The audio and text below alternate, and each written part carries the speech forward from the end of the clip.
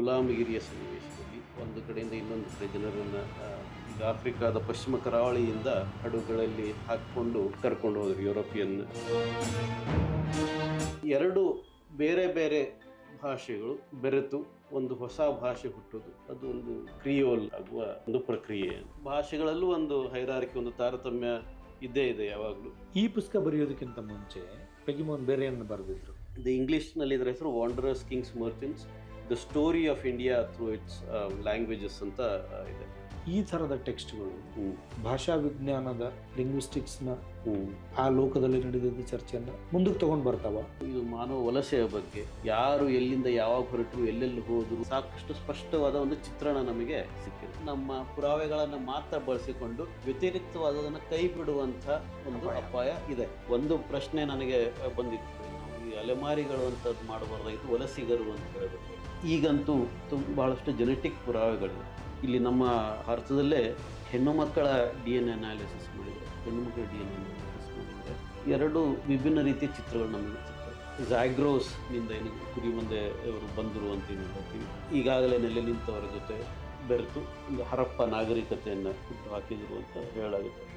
ಈಗ ನೀವು ಈ ಪುಸ್ತಕ ಅನುವಾದಕ್ಕೆ ಎತ್ತಿಕೊಳ್ಳುವುದಕ್ಕೆ ಕಾರಣ ಏನು ಅಂತ ಅನಿಸ್ತದೆ?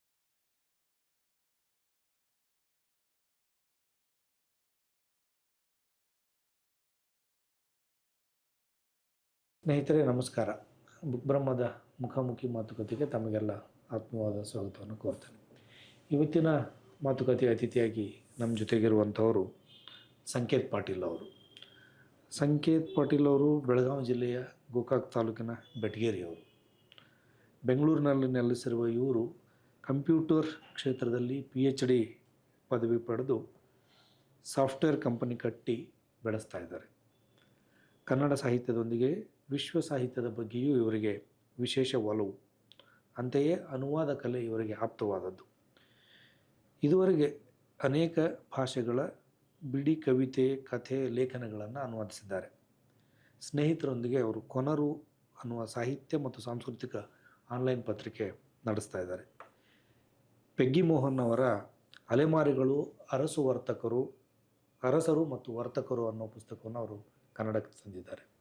ಆ ಪುಸ್ತಕದ ಬಗ್ಗೆ ಮತ್ತು ಅವರ ಸಾಹಿತ್ಯ ಸಂಸ್ಕೃತಿ ಆಸಕ್ತಿಗಳ ಬಗ್ಗೆ ಕೆಲವು ಮಾತುಗಳನ್ನು ಆಡಲಿಕ್ಕೆ ನಾನು ಅವರನ್ನು ಪ್ರೀತಿ ಮತ್ತು ಗೌರವದಿಂದ ಸ್ವಾಗತಿಸ್ತೇನೆ. ನಮಸ್ಕಾರ. ನಮಸ್ಕಾರ. ಯಾರು ಇವರು ಪೆಗ್ಗಿಮೋಹನ್? ಪೆಗ್ಗಿಮೋಹನ್ ಅವರು ಅವರದ್ದೇ ಒಂದು ವೈಯಕ್ತಿಕ ಚರಿತ್ರೆ ಕೂಡ ತುಂಬ ಆಸಕ್ತಿಕರವಾಗಿದೆ. ಅದು ಪೆಗ್ಗಿಮೋಹನ್ ಅವರೀಗ ದೆಹಲಿಯಲ್ಲಿರ್ತಾರೆ. ದೆಹಲಿಯಲ್ಲಿ ನೆಲೆಸಿ ಸುಮಾರು 40 ವರ್ಷದಿಂದ ಇನ್ನೂ ಹೆಚ್ಚು ಅಲ್ಲೇ ಇದ್ದಾರೆ ಅವರು. ಆದರೆ ಅವರ ಮೂಲನಾಡು ಕ್ಯಾರಿಬಿಯನ್. ಅಲ್ಲಿ ಅವರ ತಂದೆ ಇಲ್ಲಿ ಕ್ಯಾರಿಬಿಯನ್ನಿಂದ ಇಲ್ಲಿ ಭಾರತದಿಂದ ಒಂದು ಕಾಲದಲ್ಲಿ ಬಾಂಡೆಡ್ ಲೇಬರ್ಸ್ ಅಗೇನ್ ಕರ್ಕೊಂಡು ಹೋಗ್ತಾ ಇದ್ರು ಅಲ್ಲಿಯ ಶುಗರ್ ಪ್ಲಾಂಟೇಷನ್ಗಳಿಗೆ. ಅವರ ಈ ಪೆಗ್ಗಿಮೋಹನ್ ಅವರ ತಾತ ಅಥವಾ ಮುತ್ತಾತನ ಕಾಲದಲ್ಲಿ ಆ ರೀತಿ ಹೋದವರು ಅವರ ಮನೆತನದವರು. ಬಿಹಾರ ಈ ಕಡೆಯಿಂದೆಲ್ಲ ಕರ್ಕೊಂಡು ಹೋಗ್ತಿದ್ರು, ಉತ್ತರ ಪ್ರದೇಶ.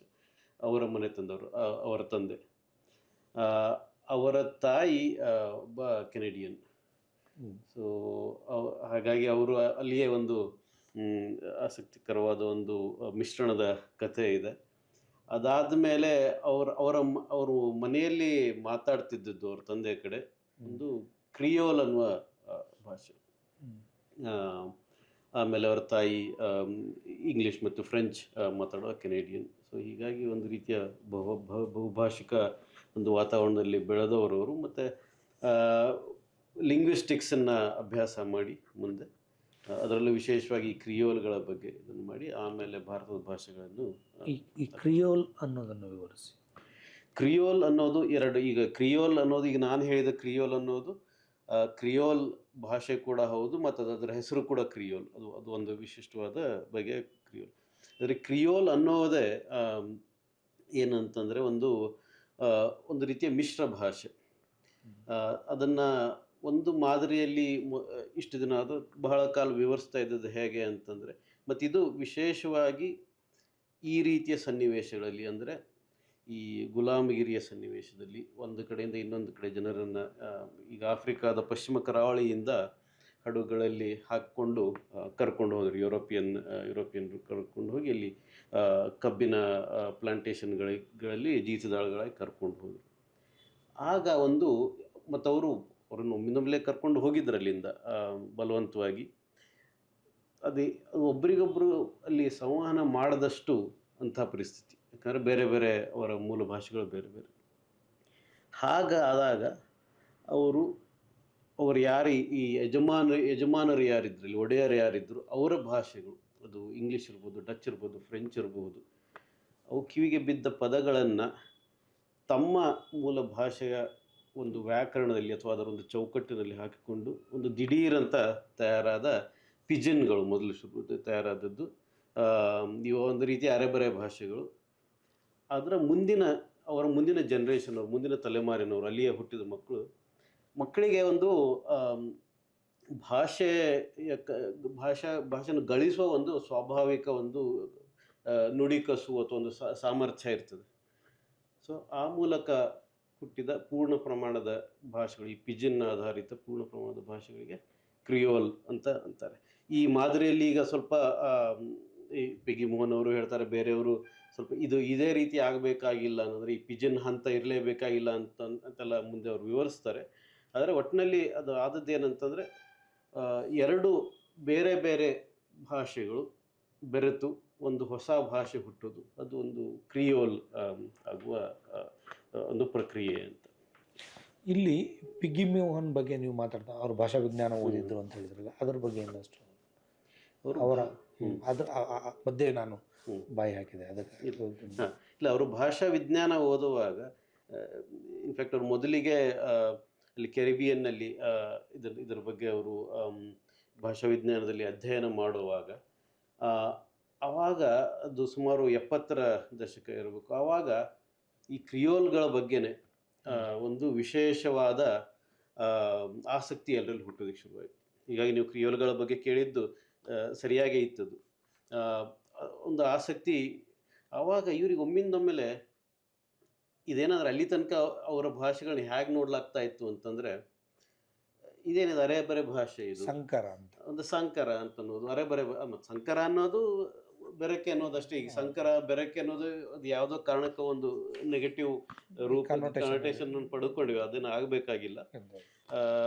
ಆದರೆ ನಾವು ಹಾಗೆ ನೋಡ್ತಾ ಹೋದರೆ ಎಲ್ಲ ಭಾಷೆಗಳು ಸಂಕರಗಳೇ, ಎಲ್ಲ ಭಾಷೆಗಳು ಸಂಕರಗಳೇ, ಎಲ್ಲ ಮನುಷ್ಯರು ಸಂಕರಗಳೇ. ಸೊ ಶುದ್ಧ ಅನ್ನೋದು ಒಂದು ಕಲ್ಪನೆ, ಅದೊಂದು ವ್ಯಸನ ಅಷ್ಟೇ, ಅದು ಹೊರತು ಅದು ವಾಸ್ತವ ಅಲ್ಲ. ಸೊ ಅಲ್ಲಿವರೆಗೆ ಅದನ್ನು ಒಂದು ರೀತಿಯಲ್ಲಿ ಇದು ಭಾಷೆಗಳಲ್ಲೂ ಒಂದು ಹೈರಾರಿಕೆ, ಒಂದು ತಾರತಮ್ಯ ಇದ್ದೇ ಇದೆ ಯಾವಾಗಲೂ. ಇದನ್ನು ಇವರು ಮಾತಾಡ್ತಿದ್ದದನ್ನು ಕೆಟ್ಟ ಇಂಗ್ಲೀಷ್ ಅಥವಾ ಅರೆಬರೆ ಇಂಗ್ಲೀಷ್ ಅನ್ನೋ ರೀತಿಯಲ್ಲಿ ನೋಡ್ಲಾಗ್ತಾ ಇತ್ತು.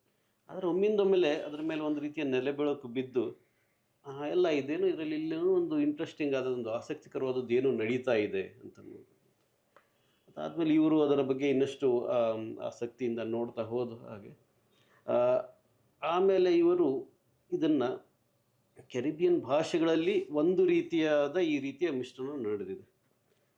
ಮತ್ತು ಜಗತ್ತಿನಲ್ಲಿ ಬೇರೆ ಬೇರೆ ಎಲ್ಲೆಲ್ಲಿ ಯಾವ್ಯಾವ ರೀತಿಯದಾಗಿರಬಹುದು ಅಂತನ್ನೋದನ್ನು ಹಾಗೆ ನೋಡ್ತಾ ಹೋದ ಹಾಗೆ ಯುರೋಪ್ನಲ್ಲಿ ಯಾವ ರೀತಿಯಾಯಿತು ಅಂತನ್ನೋದು. ಈಗ ನಾವು ಲ್ಯಾಟಿನ್ ಆಧಾರಿತ ಭಾಷೆಗಳು ಅಂತೀವಿ, ಜರ್ಮ್ಯಾನಿಕ್ ಭಾಷೆಗಳು ಅಂತೀವಿ. ಅದೇ ರೀತಿ ಭಾರತದಲ್ಲಿ ಬಂದಾಗ ಇಂಡೋ ಆರ್ಯನ್ ಅಥವಾ ಸಂಸ್ಕೃತವನ್ನು ಆಧರಿಸಿದ ಭಾಷೆಗಳು ಅಂತೀವಿ.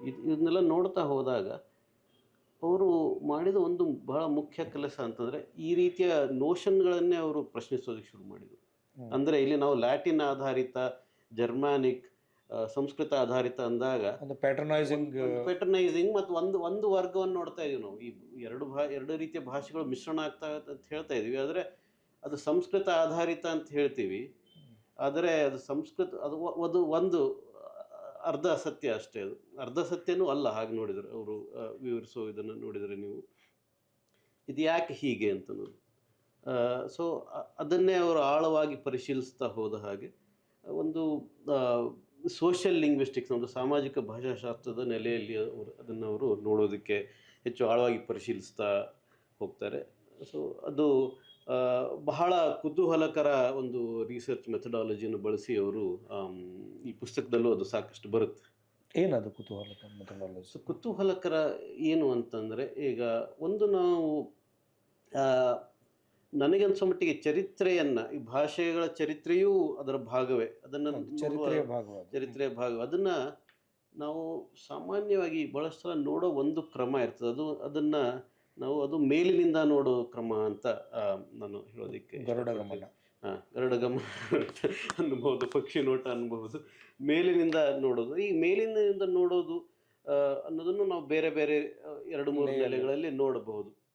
ಒಂದು ಬಹಳ ಸರಳವಾಗಿ ಭಾಷೆಗಳ ವಿಷಯದಲ್ಲಿ ಹೇಳಿದರೆ, ನಾವೀಗ ಈ ಮಲಯಾಳದಲ್ಲಿ ತುಂಬ ಸಂಸ್ಕೃತ ಇದೆ ಅಂತ ಹೇಳ್ತೀವಿ.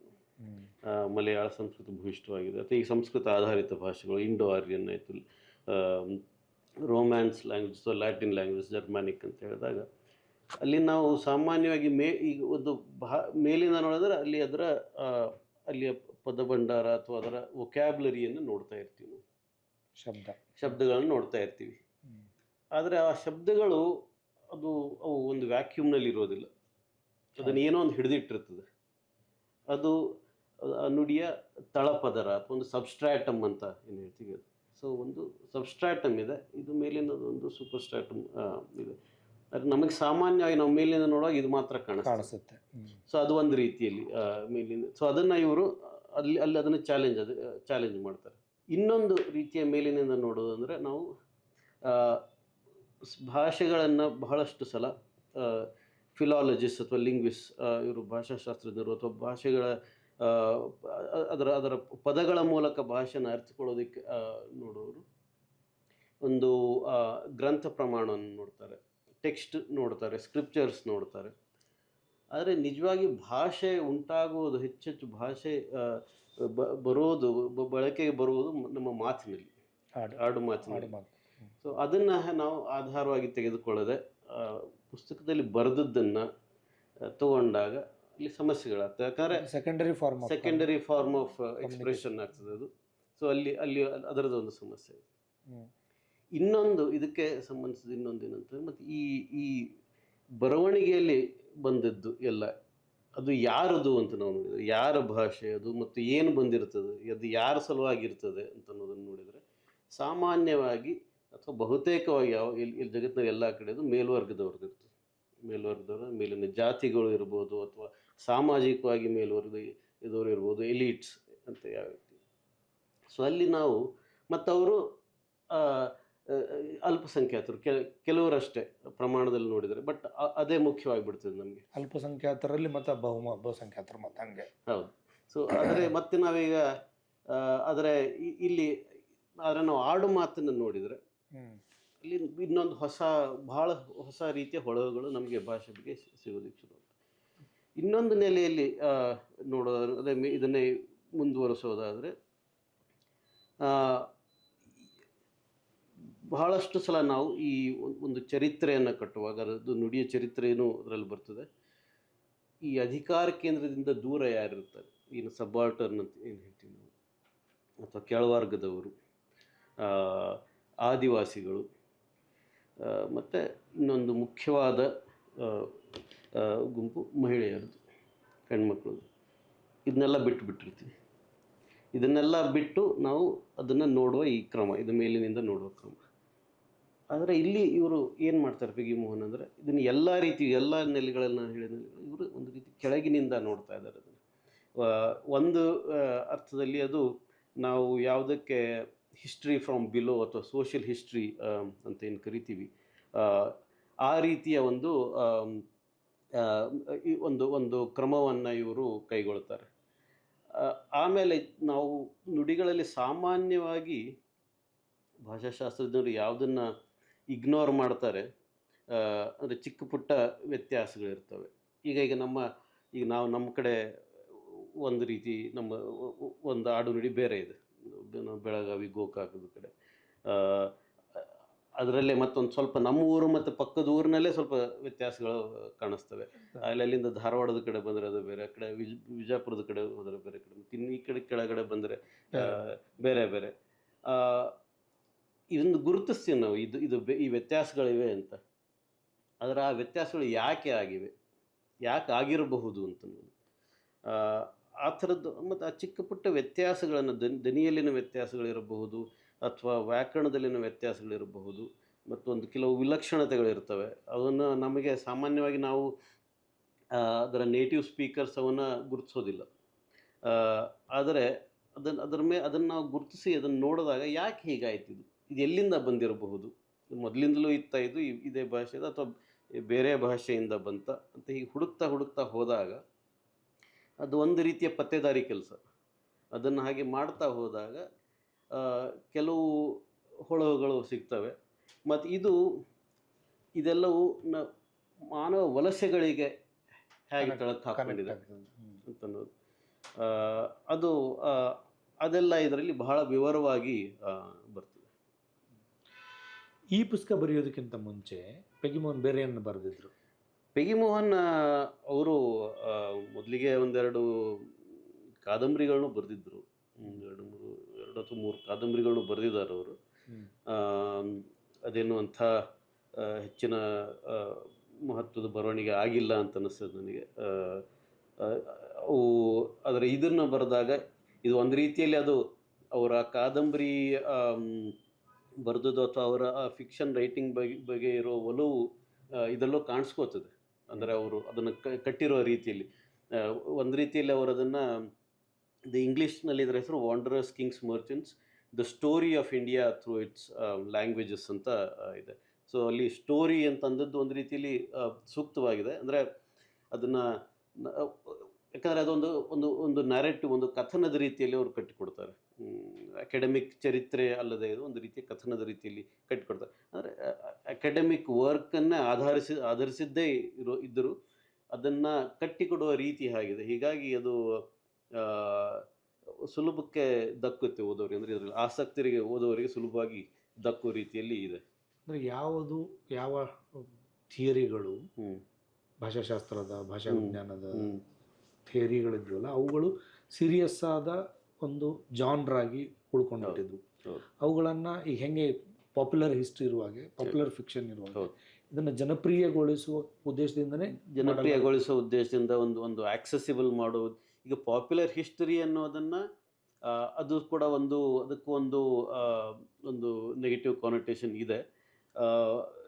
ಅದು ಕೆಲವೊಂದು ಸಲ ಅದು ಸರಿ ಕೂಡ ಹೌದು. ಯಾಕಂದರೆ ಅದು ಪಾಪ್ಯುಲರ್ ಹಿಸ್ಟರಿಯನ್ನು ಅದನ್ನು ಬಳಸೋದು ಬೇರೆ ಬೇರೆ ರೀತಿಯಲ್ಲಿ ಬಳಸ್ತಾರೆ. ಅದು ಪ್ರಾಪಗೆಂಡಾ ಆಗಿಯೂ ಬಳಸ್ತಾರೆ, ಇನ್ನೂ ಬೇರೆ ಬೇರೆ ರೀತಿಯಲ್ಲಿ ಬಳಸ್ತಾರೆ. ಹೀಗಾಗಿ ಅದೊಂದು ನೆಗೆಟಿವ್ ಇದೆ. ಬಟ್ ನಾನು ಈಗ ಇಲ್ಲಿ ಪಾಪ್ಯುಲರ್ ಹಿಸ್ಟ್ರಿ ಅಂತ ನಾವು ಇಲ್ಲಿ ಬಳಸ್ತಾ ಇರೋದು ಅದೊಂದು ಆಕ್ಸೆಸಿಬಲ್, ಎಲ್ಲರಿಗೂ ದಕ್ಕುವ ಹಾಗೆ, ಸಾಮಾನ್ಯರಿಗೆ ದಕ್ಕುವಂಥ, ಸುಲಭವಾಗಿ ಅರ್ಥವಾಗುವಂಥ ರೀತಿಯಲ್ಲಿ ಬರೆದದ್ದು ಅನ್ನೋ ರೀತಿಯಲ್ಲಿ ನಾವು ಅದನ್ನು ಹೇಳಬಹುದು.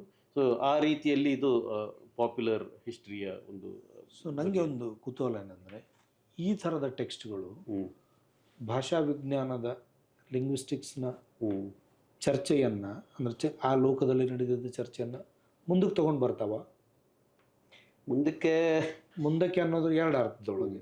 ಒಂದು ಆ ಚರ್ಚೆಯನ್ನು ಬೆಳೆಸುವುದು, ಇನ್ನೊಂದು ಆ ಚರ್ಚೆಯನ್ನು ಪಾಪ್ಯುಲರ್ ಮಾಡೋದಂತೂ ಆಗ್ತದೆ. ಆ ಚರ್ಚೆಯನ್ನು ಬೆಳೆಸ್ತಾವ ಇವು? ಚರ್ಚೆಯನ್ನು ಬೆಳೆಸ್ತವೆ ಅಂತಲೂ ಅನ್ನಿಸ್ತದೆ. ಅಂದರೆ ಅದು ಅಥವಾ ಬೆಳೆಸಬೇಕು ಅಂತನೋ ಒಂದು ಆಶಯ ಅಂತೂ ಇದ್ದೇ ಇರ್ತದೆ. ಮತ್ತು ಬೆಳೆಸ್ತವೆ ಅಂತ ಅನ್ನಿಸ್ತದೆ. ಯಾಕೆ ಬೆಳೆಸ್ತವೆ ಅಂತಂದರೆ, ಅದು ಈ ಭಾಷಾ ವಿಜ್ಞಾನ ಅನ್ನೋದನ್ನು ನಾವು ಇನ್ನೊಂದು ಏನಾಗ್ತದೆ, ಬಹಳಷ್ಟು ಸಲ ಅಕಾಡೆಮಿಕ್ ಇನ್ಸ್ಟಿಟ್ಯೂಟ್ಗಳಲ್ಲಿ ಮತ್ತು ಅಕಾಡೆಮಿಕ್ಸ್, ಸೀರಿಯಸ್ ಅಕಾಡೆಮಿಕ್ಸ್ ಇರೋರು ಎಲ್ಲರೂ ಅಂತಲ್ಲ, ಆದರೆ ಬಹಳಷ್ಟು ಸಲ ಅಲ್ಲಿ ಒಂದು ಸೈಲೋಡ್ ಆದ ಚಿಂತನೆ ಬೆಳಕುತ್ತದೆ. ಭಾಷಾ ವಿಜ್ಞಾನ ಒಂದು ಕ್ಲಾಸಿಕಲ್ ಲಿಂಗ್ವಿಸ್ಟಿಕ್ಸ್ ಅನ್ನುವಂಥದ್ದು ನಿರ್ದಿಷ್ಟ ಒಂದು ಚೌಕಟ್ಟನ್ನು ಹಾಕ್ಕೊಂಡು ಅದರೊಳಗಡೆನೆ. ಅಲ್ಲಿ ಸಮಸ್ಯೆ ಏನಾಗ್ತದೆ ಅಂತಂದರೆ, ಅವಾಗ ಈಗ ಕಳೆದ 1-2 ದಶಕಗಳಲ್ಲಂತೂ ತಳಿಶಾಸ್ತ್ರದಲ್ಲಿ, ಜೆನೆಟಿಕ್ಸ್ನಲ್ಲಿ ಬಹಳಷ್ಟು ಬೆಳವಣಿಗೆ ಆಗಿದೆ. ವಿಶೇಷವಾಗಿ ಏನ್ಷಿಯಂಟ್ DNA ಅನಾಲಿಸಿಸ್ ಅಂತ ಏನು ಹೇಳ್ತೀವಿ ನಾವು. ಈಗ ಹಾರ್ವರ್ಡ್ ಮೆಡಿಕಲ್ ಸ್ಕೂಲ್ನ ಡೇವಿಡ್ ರೈಕ್ ಮತ್ತು ಅವರ ತಂಡದವರು, ಇದರಲ್ಲಿ ಇನ್ನೂ ಹಲವರು, ಬಟ್ ಅವರು ಇದರಲ್ಲಿ ವಿಶೇಷವಾಗಿ ತುಂಬ ಕೆಲಸ ಮಾಡಿದ್ದಾರೆ. ಅದರಿಂದ ಏನಾಗಿದೆ ಅಂದರೆ ಬಹಳಷ್ಟು ಹಳೆಯ ಪ್ರಶ್ನೆಗಳು ಇದು ಮಾನವ ವಲಸೆಯ ಬಗ್ಗೆ, ಯಾರು ಎಲ್ಲಿಂದ ಯಾವಾಗ ಹೊರಟರು, ಎಲ್ಲೆಲ್ಲಿ ಹೋದರು, ಅವರು ಯಾವ್ಯಾವ ದಾರಿಯಲ್ಲಿ ಹೋದರು ಅನ್ನೋದು ಸಾಕಷ್ಟು ಸ್ಪಷ್ಟವಾದ ಒಂದು ಚಿತ್ರಣ ನಮಗೆ ಸಿಕ್ಕಿದೆ. ಈಗ ಈ ಪುಸ್ತಕದಲ್ಲಿ ಇವರು ಅದನ್ನೆಲ್ಲ ಬಳಸ್ಕೋತಾರೆ. ಸೊ ಚರಿತ್ರೆಯನ್ನು ಬಳಸ್ಕೋತಾರೆ, ಆರ್ಕಿಯಾಲಜಿಯನ್ನು ಬಳಸ್ಕೋತಾರೆ, ಜೆನೆಟಿಕ್ಸನ್ನು ಬಳಸ್ಕೋತಾರೆ, ಮತ್ತು ಲಿಂಗ್ವಿಸ್ಟಿಕ್ಸನ್ನು ಬಳಸ್ಕೋತಾರೆ. ಹಾಗಾದಾಗ ಒಂದು ಹೆಚ್ಚು ಸಮಗ್ರವಾದ ನಮಗೆ ಚಿತ್ರಣ ಸಿಗ್ತದೆ. ಸೊ ಆ ರೀತಿಯಲ್ಲಿ ಅದು ಒಂದು ಅದು ಕೇವಲ ಪಾಪ್ಯುಲರೈಸ್ ಮಾಡೋದಷ್ಟೇ ಅಲ್ಲದೆ ಒಂದು ಸಂಶೋಧನೆ ರೀತಿಯಲ್ಲಿ ನೋಡಿದರೂ ಅಲ್ಲೊಂದು ರಿಸರ್ಚ್ ಕಾಂಟ್ರಿಬ್ಯೂಷನ್ ಕೂಡ ಇದೆ. ಮತ್ತದು ಆ ಚರ್ಚೆಯನ್ನು ಮುಂದುವರಿಸುವ ಎಲ್ಲ ಸಾಧ್ಯತೆಗಳು ಇದರಲ್ಲಿ ಸಿಗ್ತವೆ. ಅಂದರೆ ಈ ಥರದ ಪುಸ್ತಕಗಳಿಗಾಗಿ ಒಂದೇ ಶಿಸ್ತಿನಿಂದ, ಅಂದರೆ ಒಂದೇ ಸಬ್ಜೆಕ್ಟ್ನಲ್ಲಿ ಒಂದೇ ಶಿಸ್ತಿನಲ್ಲಿ ನಡೆಸಿದ ಸ್ಪೆಷಲೈಸ್ಟ್ಗಳಿಗೆ ಮಾತ್ರ ದಕ್ಕುವಂಥದ್ದಲ್ಲ ಇದು.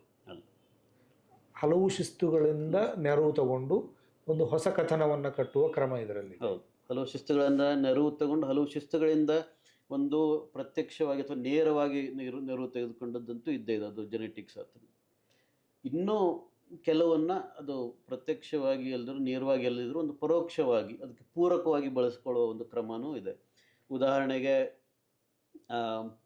ನುಡಿಗಳು ಹುಟ್ಟುವುದು ಮತ್ತು ಅವುಗಳ ಬೆಳವಣಿಗೆ ಮತ್ತು ನುಡಿಗಳ ಸಾವು, ಇದೆಲ್ಲನೂ ಅದಕ್ಕೆ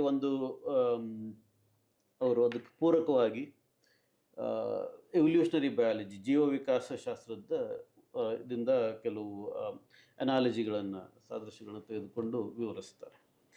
ಅದು ನೇರವಾಗಿ ಇದಕ್ಕೆ ಸಂಬಂಧಿಸಿದ್ದಲ್ಲ, ಆದರೆ ಅದು ಅರ್ಥ ಮಾಡಿಕೊಳ್ಳೋದಕ್ಕೆ ಮತ್ತು ಇನ್ನೊಂದು ರೀತಿಯ ಹೊಳವುಗಳನ್ನು ಕೊಡೋದಕ್ಕೆ ಅದು ಸಾಧ್ಯ ಮಾಡ್ತದೆ.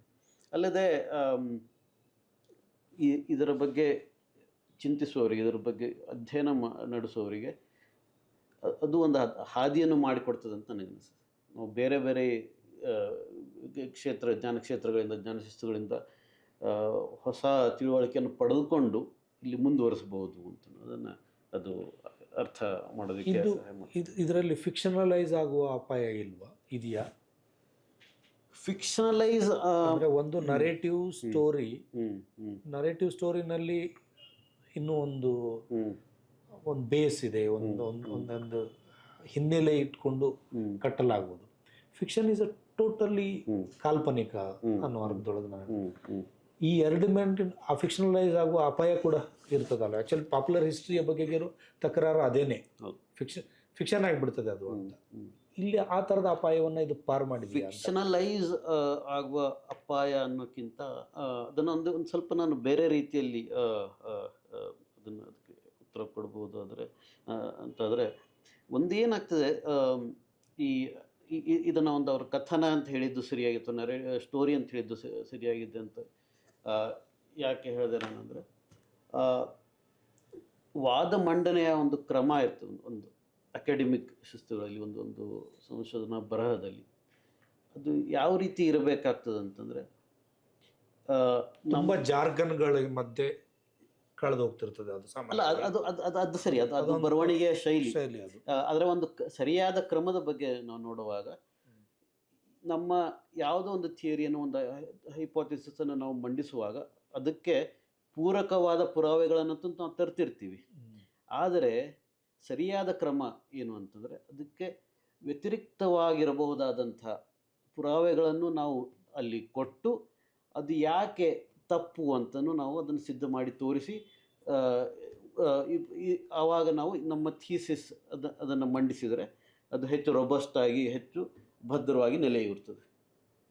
ಆದರೆ ಒಂದು ಯಾವುದೇ ಈ ಥರದ ಒಂದು ಪಠ್ಯವನ್ನು ಜನಪ್ರಿಯಗೊಳಿಸಬೇಕು, ಅದು ಎಲ್ರಿಗೂ ದಕ್ಕೋ ಹಾಗಾಗಬೇಕು ಅಂತಂದರೆ ಆ ಕ್ರಮವನ್ನು ಪೂರ್ತಿಯಾಗಿ ಹೆಂಗೆ ಬಳಸ್ಕೊಳ್ಳೋದು ಕಷ್ಟ ಆಗ್ತದೆ ಈ ಒಬ್ಬ ಬರಹಗಾರರಿಗೆ.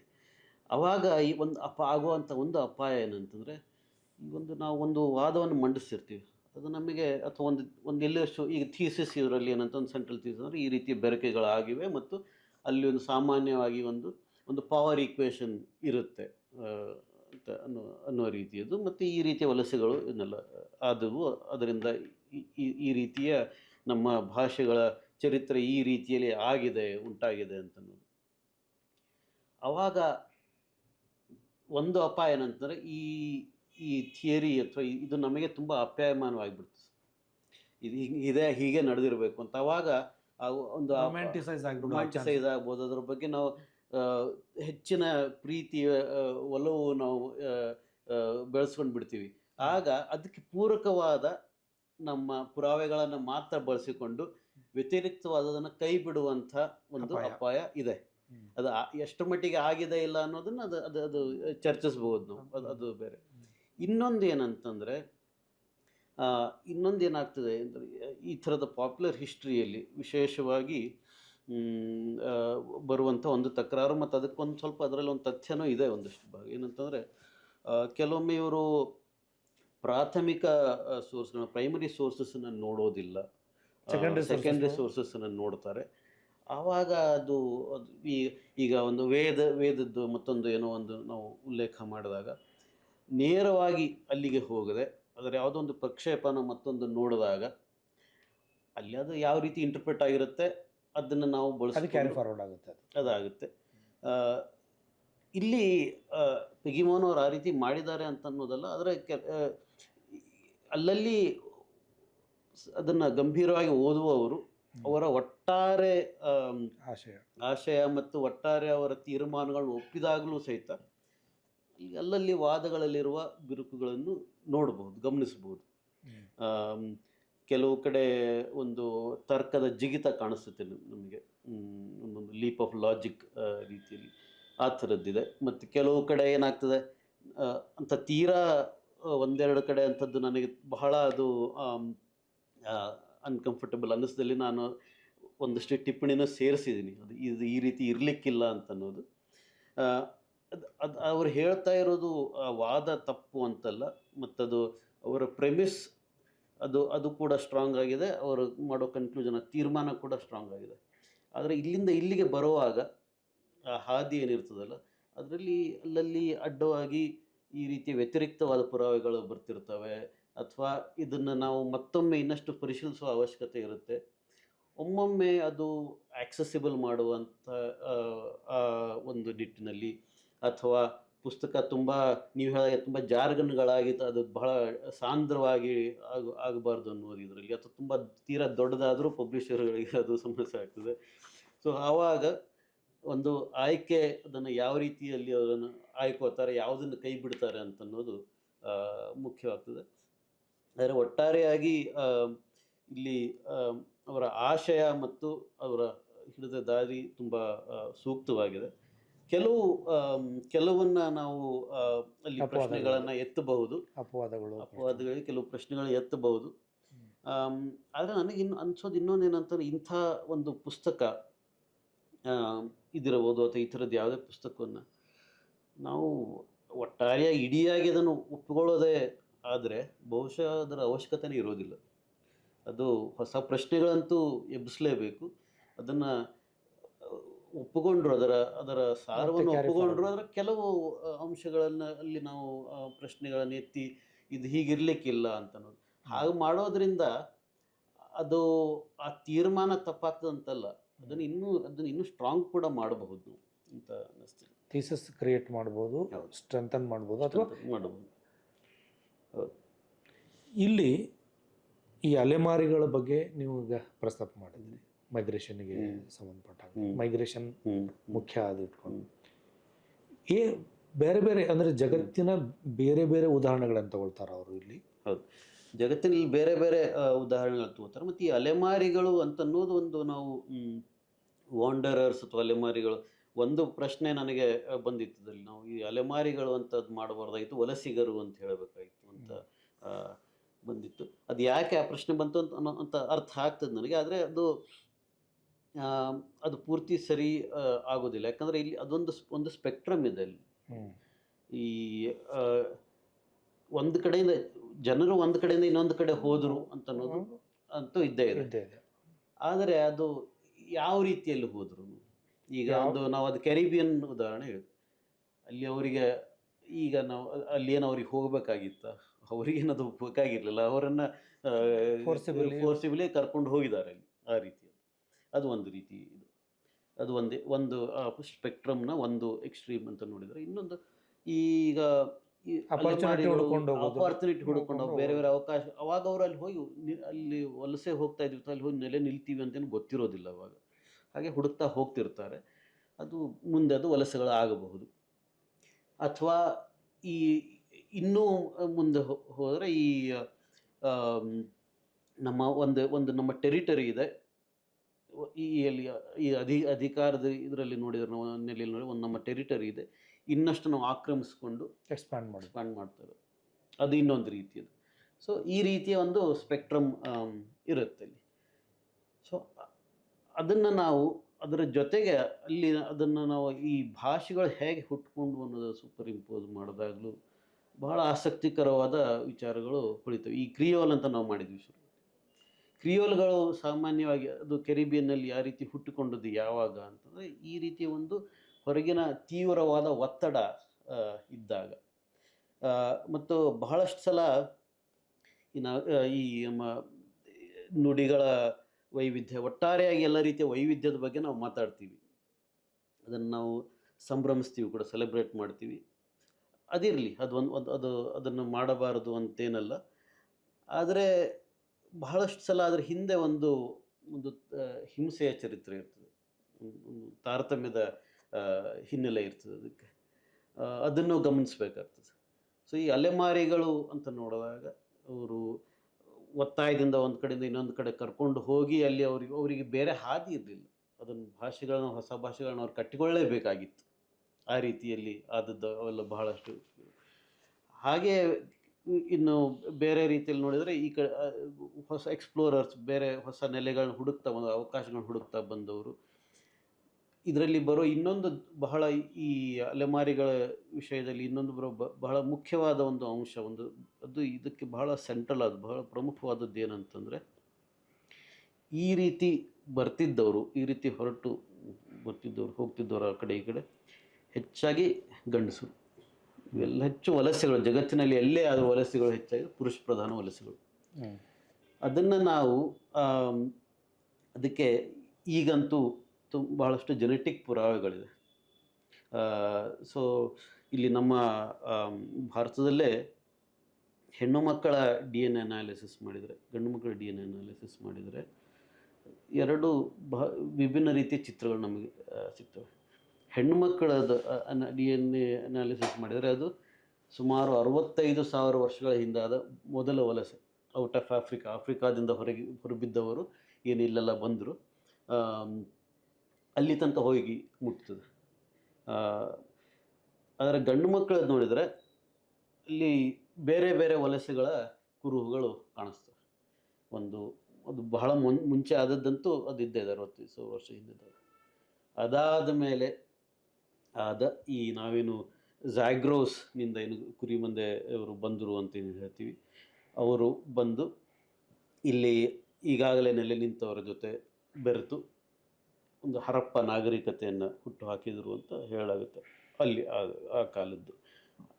ಅದಾದ ಮೇಲೆ ಈಗ ದಕ್ಷಿಣ ಏಷ್ಯಾ ಮತ್ತು ಪೂರ್ವ ಏಷ್ಯಾದಿಂದ ಆದ ವಲಸೆಗಳು. ಆಮೇಲೆ ಸುಮಾರು ಅದೇ ಕಾಲದಲ್ಲಿ ಏನು ನಾವು ಇಂಡೋ ಆರ್ಯನ್ ಅಥವಾ ಆರ್ಯನ್ ಮೈಗ್ರೇಷನ್ ಅಂತೇನು ಹೇಳ್ತೀವಿ, ಆ ರೀತಿ ಅಲ್ಲಿಂದ ಆದ ವಲಸೆಗಳು. ಇವೆಲ್ಲವೂ ಇದರಲ್ಲಿ ಬಹುತೇಕ ಎಲ್ಲವೂ ಪುರುಷ ಪ್ರಧಾನ ವಲಸೆಗಳಾದವು, ಮೊದಲನೇ ವಲಸೆಯನ್ನು ಬಿಟ್ಟರೆ. ಹೀಗಾಗಿ ಆಯಾ ಕಾಲದಲ್ಲಿ ಆದ ಕುರುಹುಗಳು ಒಂದು ಜೆನೆಟಿಕ್ ಟ್ರೀಯನ್ನು ನೋಡಿದರೆ ಅದರ ಬ್ರ್ಯಾಂಚ್ಗಳಲ್ಲಿ ಸ್ಪಷ್ಟವಾಗಿ ಕಾಣಿಸ್ತದೆ. ಹೆಣ್ಮಕ್ಳದು ಆ ರೀತಿ ಅಷ್ಟೊಂದು ಬ್ರ್ಯಾಂಚಿಂಗ್ ಇಲ್ಲ, ಒಂದು ರೀತಿ ನೇರವಾಗಿ ಮಟ್ಟಸವಾಗಿ ಇದೆ. ಸೊ ಅದು ಕೂಡ ಒಂದು ಮಹತ್ವದ ಅಂಶ ಅನ್ನಿಸ್ತದೆ. ಇದರಲ್ಲಿರೋ ಈ ಅರಸರು ಯಾರು, ಅದೇನದು?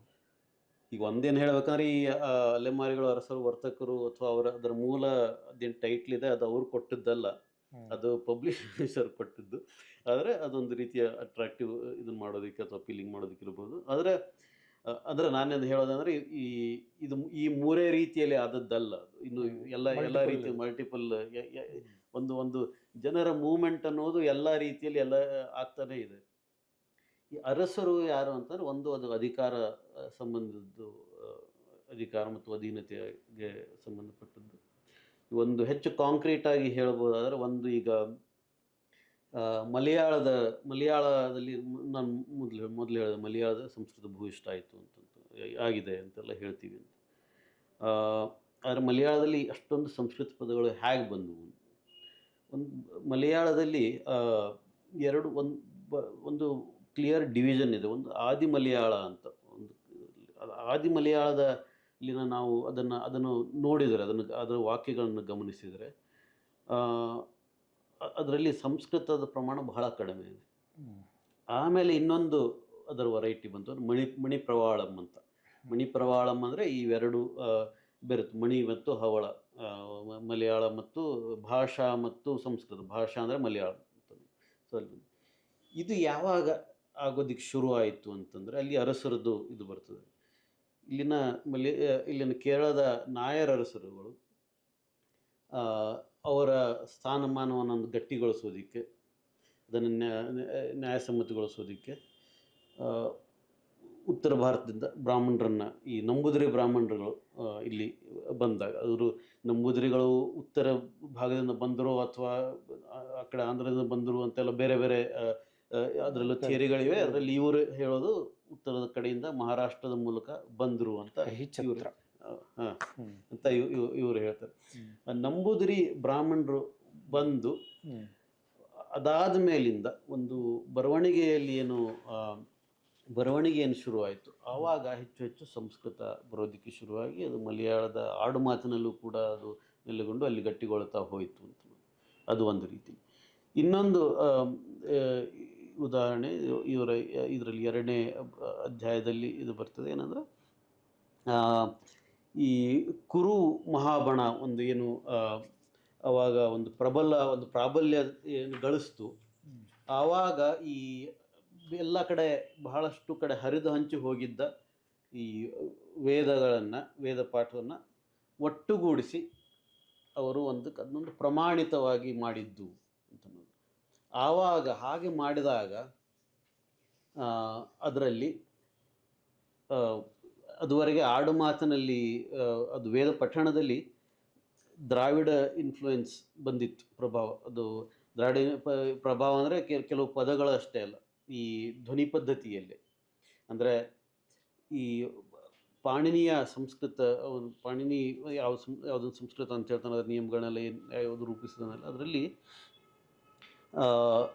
ಈ ರೆಟ್ರಾಫ್ಲೆಕ್ಷನ್ ಅಥವಾ ಮೂರ್ಧನ್ಯ ಅಥವಾ ಇನ್ನು ಸರಳವಾಗಿ ಹೇಳ್ಬೇಕಂದ್ರೆ ಮಡಚುಲಿಗಳು, ಢ ಇವೆಲ್ಲ ಇರಲಿಲ್ಲ ಅಂತ.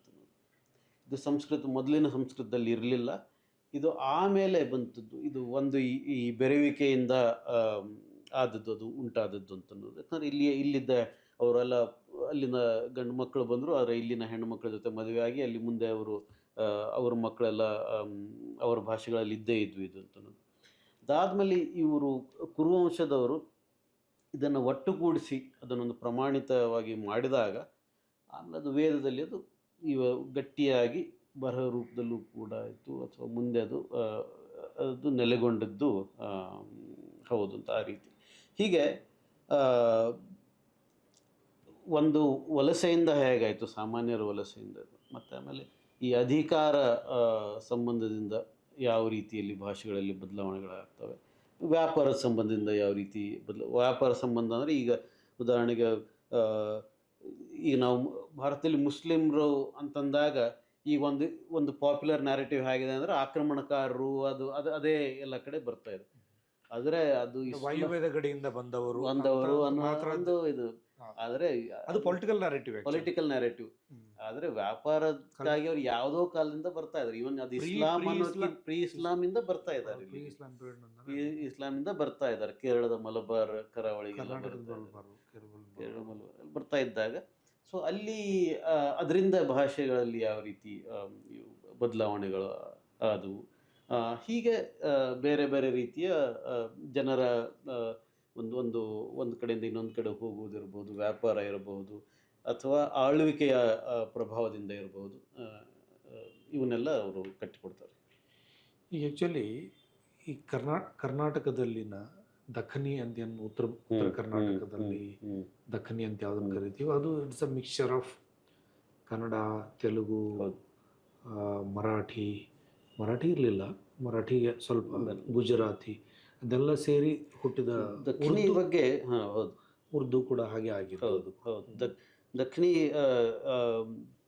ಇವರು ಈ ಇದರ ಮುಂದುವರಿಕೆಯಾದ ಎರಡನೇ ಪುಸ್ತಕ ಒಂದು ಫಾದರ್ ಟಂಗ್ ಮದರ್ಲ್ಯಾಂಡ್ ಅಂತ. ಅದರಲ್ಲಿ ಒಂದು ದೊಡ್ಡ ಚಾಪ್ಟರ್ ಇದೆ ದಕ್ಷಿಣಿ ಬಗ್ಗೆ. ಮತ್ತೆಲ್ಲವರು ನೀವು ಹೇಳಿದ ಹಾಗೆ ದ್ರಾವಿಡಿಯನ್ ಇನ್ಫ್ಲೂಯೆನ್ಸ್ ಎಷ್ಟರ ಮಟ್ಟಿಗಿದೆ ಅಂತಂದರೆ ಇದು ಅದರ ಸಬ್ಸ್ಟ್ರಾಟಮ್ಸ್ ತಳಪದಾರ್ಥ ಅದರ ಗ್ರಾಮ್ಯಾಟಿಕಲ್ ಸ್ಟ್ರಕ್ಚರ್ನಲ್ಲಿ ನೋಡಿದರೆ ಬಹಳಷ್ಟು ಅದರಲ್ಲಿ ಅವರು ತೋರಿಸ್ಕೊಡ್ತಾರೆ. ಒಂದು ದಕ್ಷಿಣೀಯ ಒಂದು ವಾಕ್ಯ ಅದನ್ನು ಬಿಡಿಸಿ ನೋಡಿದಾಗ ಅದರ ಕೆಳಗೆ ತೆಲುಗು ಅಥವಾ ಕನ್ನಡ ವಾಕ್ಯವನ್ನು ಅದರ ಇಟ್ಟರೆ ಹೆಚ್ಚು ಕಡಿಮೆ ಅದೇ ರೀತಿಯ ಪ್ಲೇಸ್ಮೆಂಟನ್ನು ಮಾಡಬಹುದು. ಯಾವ ರೀತಿಯ ಈ ಉಪಸರ್ಗಗಳು ಇರ್ತವೆ, ಕೆಲವು ರೀತಿಯ ಈಗ ಒಂದು ಉದಾಹರಣೆ ಅಂದರೆ ಈಗ ಈ ಉತ್ತರ ಭಾರತದ ಭಾಷೆಗಳಲ್ಲಿ ಒಂದು ನಾವು ಗ್ರಾಮ್ಯಾಟಿಕಲ್ ಜೆಂಡರ್ ಅಂತೀವಿ. ಅಂದರೆ ಪ್ರತಿಯೊಂದು ವಸ್ತುವಿಗೂ ಪ್ರತಿಯೊಂದು ನಾಮಪದಕ್ಕೂ ಒಂದೊಂದು ಲಿಂಗ ಅನ್ವಯ ಆಗ್ತದೆ. ಹೌದು. ದಕ್ಷಿಣದಲ್ಲಿ ಅಥವಾ ಬೇರೆ ದ್ರಾವಿಡ ಭಾಷೆಗಳಲ್ಲಿ ಆ ರೀತಿಯದು ಆಗೋದಿಲ್ಲ. ಈ ರೀತಿಯ ಬೇರೆ ಬೇರೆ ಬಹಳಷ್ಟು ಇವನ್ನ ಹೇಳ್ಕೊಡ್ತಾರೆ. ಇನ್ಫ್ಯಾಕ್ಟ್ ನಾವೇನೋ ಅಂತೆಲ್ಲ ಏನು ನಾವು ಬರ್ತದೆ ಫಿಲ್ಲರ್ ವರ್ಡ್ಗಳು ಆ ಥರದ್ದು ದಕ್ಷಿಣಿಯಲ್ಲೂ ಬರ್ತವೆ. ಸೊ ಅದು ಹೀಗಾಗಿ ಅದು ಬಹಳ ಇಂಟ್ರೆಸ್ಟಿಂಗ್ ಆದ ಒಂದು ಭಾಷೆ. ಅದೇ ನಂತರ ಉರ್ದು ಆಗಿ ಎವಲ್ವ್ ಆಗಿದ್ದು ಅಂತ ಒಂದು ಇದಿರುವುದು, ರೆಕ್ತಾಯಿಂದ ಕಂಟಿನ್ಯೂ ಅಂತ. ಅದು ಅಂದರೆ ಇಲ್ಲಿ ಇದು ದಕ್ಷಿಣದಲ್ಲಿ ಹುಟ್ಟಿದ ಭಾಷೆ ಇದು. ಉರ್ದು ಮತ್ತು ಹಿಂದಿ ಅಂತ ಅಲ್ಲೂ ಒಂದು ಪೊಲಿಟಿಕಲ್ ನೆರೇಟಿವ್ ಇದೆ. ಸುಮಾರು 10ನೇ ಶತಮಾನದಲ್ಲಿ ದೆಹಲಿಯ ಸುತ್ತಮುತ್ತಲು ಈ ಒಂದು ಅದಕ್ಕೆ ಬೇರೆ ಬೇರೆ ದೆಹಲಿವಿ ಅಂತಾರೆ, ಹಿಂದ್ವಿ ಅಂತಾರೆ, ಖಡಿ ಬೋಲಿ ಅಂತಾರೆ. ಆ ಭಾಷೆ ಅಲ್ಲಿ ಸಾಮಾನ್ಯ ಬಳಕೆಯಲ್ಲಿತ್ತು. ಅದೇ ಮುಂದೆ ಅದನ್ನು ಹಿಂದೂಸ್ತಾನಿ ಅಂತ ಕೂಡ ಕರೆದ್ರು. ಆಮೇಲೆ ಒಂದು ಪೊಲಿಟಿಕಲ್ ಪ್ರೆಷರ್ನಿಂದ ಅದು ಒಂದು ಕಡೆ ಹಿಂದಿಗೆ ಎಳ್ಕೊಂಡು ಹೋಯಿತು. ಅಲ್ಲಿ ಹೆಚ್ಚೆಚ್ಚು ಸಂಸ್ಕೃತೀಕರಣ ಆಗಿ, ಇನ್ನೊಂದು ಕಡೆ ಹೆಚ್ಚೆಚ್ಚು ಪರ್ಷಿಣೀಕರಣ ಆಗಿ ಅದು ಉರ್ದುವಿಗೆ ಈ ರೇಖ್ತಾಕ್ಕೆ ಎಳ್ಕೊಂಡು ಹೋಯಿತು. ಇಲ್ಲಿ ದಕ್ಷಿಣದಲ್ಲಿ ದಕ್ಷಿಣಿ ಹುಟ್ಕೊಂಡಿತು ಪ್ರತ್ಯೇಕವಾಗಿ. ಸೊ ಈ ರೀತಿಯ ಒಂದು ಬಹಳ ಆಸಕ್ತಿಕರ ಚರಿತ್ರೆ ಇದೆ ಅವಕ್ಕೆ ಆ ಭಾಷೆಗಳಿಗೆ. ಈಗ ನೀವು ಈ ಪುಸ್ತಕ ಅನುವಾದಕ್ಕೆ ಎತ್ತಿಕೊಳ್ಳುವುದಕ್ಕೆ ಕಾರಣ ಏನು ಅಂತ ಅನಿಸ್ತದೆ? ನನಗೆ ಈ ಪುಸ್ತಕವನ್ನು ಅನುವಾದ ಮಾಡಬೇಕನ್ನೋದು ಯಾವುದೇ ಒಂದು ಪ್ರಜ್ಞಾಪೂರ್ವಕವಾದ ಒಂದು ನಿರ್ಧಾರ ಆಗಿರಲಿಲ್ಲ. ಈ ಪುಸ್ತಕವನ್ನು ನಾನು ಓದಿದ್ದೆ ಇಂಗ್ಲೀಷ್ನಲ್ಲಿ 2021 ಏನೋ ಬಂದಿತ್ತು. ಅದು ಬಂದ ಕೆಲವೇ ತಿಂಗಳಲ್ಲೇ ಓದಿದ್ದೆ ನಾನು. ಭಾಷೆಗಳ ಕುರಿತಾದ ಕುರಿತು ನನಗೊಂದು ಆಸಕ್ತಿ ಇದೆ ಮೊದಲಿಂದ. ಅದು ಚಿಕ್ಕಂದಿನಿಂದ ಒಂದು ಈಗ ನಮ್ಮ ಊರಿನ ಮನೆಯಲ್ಲೇ ಒಂದು ಪಡಸಾಲೆಯ ಒಂದು ಹೊಸ್ತಿಲಿನ ಒಳಗಡೆಯ ಭಾಷೆ, ಹೊರಗಡೆಯ ಭಾಷೆ ಮತ್ತು ಮನೆಯ ಹೊರಗಡೆಯ ಊರಿನ ಭಾಷೆ, ಅದರಲ್ಲಿ ಎಲ್ಲವೂ ಕನ್ನಡವೇ ಆದರೂ ಸೂಕ್ಷ್ಮ ವ್ಯತ್ಯಾಸಗಳು ಇರೋದು. ಅದೇ ರೀತಿ ನಮ್ಮ ಊರು ಅಲ್ಲಿ ನಮ್ಮ ಹತ್ತಿರ ನಮ್ಮ ಸೋದರತೆ ಇನ್ನೊಂದು ಊರು ಪಕ್ಕದ ಊರಿನಲ್ಲೇ ಇರ್ತಿದ್ರು. ಸುಮಾರು ಒಂದು 15 ಕಿಲೋಮೀಟ್ರ್ನಷ್ಟು ದೂರ ಇದೆ. ಅಲ್ಲೇ ಕೆಲವು ಮತ್ತು ವ್ಯತ್ಯಾಸಗಳು ಕಾಣಿಸ್ತಾ ಇದ್ವು. ಈ ರೀತಿ ಮತ್ತು ನಾನು ಅದು ಸಾಂದರ್ಭಿಕವಾಗಿ ನಾನು ಕರ್ನಾಟಕದ ಬೇರೆ ಬೇರೆ ಕಡೆ ನಾನು ಸ್ಕೂಲಿಗೆ ಕಲಿತೆ. ಸೊ ಎಲ್ಲ ಕಡೆ ಈ ರೀತಿಯ ವ್ಯತ್ಯಾಸಗಳು ಇವೆಲ್ಲ ನನಗೆ ಯಾವಾಗಲೂ ಆಸಕ್ತಿ ವಿಷಯಗಳು. ಮತ್ತು ನಾನು ಕಲಿತದ್ದು ಕಂಪ್ಯೂಟರ್ ಸೈನ್ಸ್, ಅದರಲ್ಲಿ ನಾನು ಕೆಲಸ ಮಾಡಿದ್ದು. ಆದರೆ ಅಲ್ಲಿ ಕೂಡ ಭಾಷೆಗಳ ಬಗ್ಗೆ ನಾನು ಬೇರೆ ಲಿಂಗ್ವಿಸ್ಟಿಕ್ಸ್ ನೆಲೆಯಲ್ಲೆಲ್ಲ ಬೇರೆ ನೆಲೆಯಲ್ಲಿ ನ್ಯಾಚುರಲ್ ಲ್ಯಾಂಗ್ವೇಜ್ ಪ್ರಾಸೆಸಿಂಗ್ ಮತ್ತು AI ರಿಲೇಟೆಡ್ ಕೆಲಸವನ್ನು ನಾನು ಮಾಡ್ತಾ ಬಂದಿದ್ದು. ಸೊ ಒಟ್ಟಾರೆ ಆ ಆಸಕ್ತಿ ಇತ್ತು. ಹೀಗಾಗಿ ಈ ಥರದ ಪುಸ್ತಕಗಳನ್ನ ಓದೋ ಪರಿಪಾಠ ಯಾವಾಗಲೂ ಇದ್ದೇ ಇದೆ.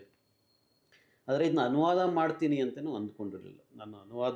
ನನ್ನ ಬರವಣಿಗೆ ಮತ್ತು ಯಾವುದೇ ರೀತಿಯ ಬರವಣಿಗೆ ಮತ್ತು ಅದರಲ್ಲಿ ಅನುವಾದನೂ ಬಂತು. ಅದರ ಬಗ್ಗೆ ಆಸಕ್ತಿ ಯಾವಾಗಲೂ ಇದ್ದೇ ಇದೆ. ಆದರೆ ನಾನು ನನಗೆ ತಿಳಿದಾಗ ನನಗೆ ಬೇಕಾದದ್ದನ್ನು ಅನುವಾದ ಮಾಡಿಕೊಂಡು ನನ್ನ ಪಾಡಿಗೆ ನಾನು ಇದ್ದದ್ದು. ಆಮ್, ಈ ಪುಸ್ತಕ ಅದು ಏನಕ್ಕೆ ಕಾರಣಕ್ಕೆ ಗೊತ್ತಿಲ್ಲ. ಇದರ ಪ್ರಕಾಶಕರು ಋತುಮಾನದ ಕುಂಟಾಡಿ ನಿತೇಶ್ ನನಗೆ ಇಲ್ಲ ಇದರ ನಾನು ರೈಟ್ಸ್ ತೊಗೋತಾ ಇದ್ದೀನಿ ಅಥವಾ ತೊಗೊಂಡಿದ್ದೀನಿ, ಇದನ್ನು ಟ್ರಾನ್ಸ್ಲೇಟ್ ಮಾಡ್ತೀರಾ ಅಂತ. ನಾನಿಲ್ಲ ಆ ಥರದ್ದು ಇಡೀ ಪುಸ್ತಕ ಎಲ್ಲ ಮಾಡೋದಿಲ್ಲ, ನನಗೆ ಗೊತ್ತಿಲ್ಲ, ನಾನೇನು ಮಾಡಿಲ್ಲ, ಯಾವಾಗೂ ಅದೇ ನನಗೆ ಅಷ್ಟ ಇದಿಲ್ಲ. ಇಲ್ಲ ಒಂದೆರಡು ಪುಟ ಮಾಡಿ ನೋಡಿ ಏನಾಗುತ್ತೆ ನೋಡೋಣ, ಸರಿ ನೋಡೋಣ ಅಂತ ನಾನು ತಗೊಂಡೆ. ಅದು ಮಾಡ್ತಾ ಹೋದ ಹಾಗೆ ಅದೊಂದು ಬಹಳ ಒಳ್ಳೆಯ ಸವಾಲು ಅಂತ ಅನ್ನಿಸ್ತು ನನಗೆ, ಈ ಥರದ್ದನ್ನು ನಾವು ಕನ್ನಡಕ್ಕೆ ತರೋದು. ಅಲ್ಲದೆ ನಾನು ಮೊದಲು ಇದನ್ನು ಹೀಗೆ ಅಂದುಕೊಂಡಿರಲಿಲ್ಲ, ಆದರೆ ಅದು ಮಾಡುವಾಗ ಅದು ಮಾಡ್ತಾ ಹೋದಾಗೆ ಒಂದು ಈ ಅನುವಾದದಲ್ಲೂ ಒಂದು ರಾಜಕಾರಣ ಇರುತ್ತೆ, ಅದರ ಒಂದು ಆಯ್ಕೆ ಇರುತ್ತೆ. ಅದನ್ನು ನಾನು ರಾಜಕಾರಣ ಅನ್ನೋದನ್ನು ನಾನು ಋಣಾತ್ಮಕವಾಗಿ ಏನು ಹೇಳ್ತಾ ಇಲ್ಲ.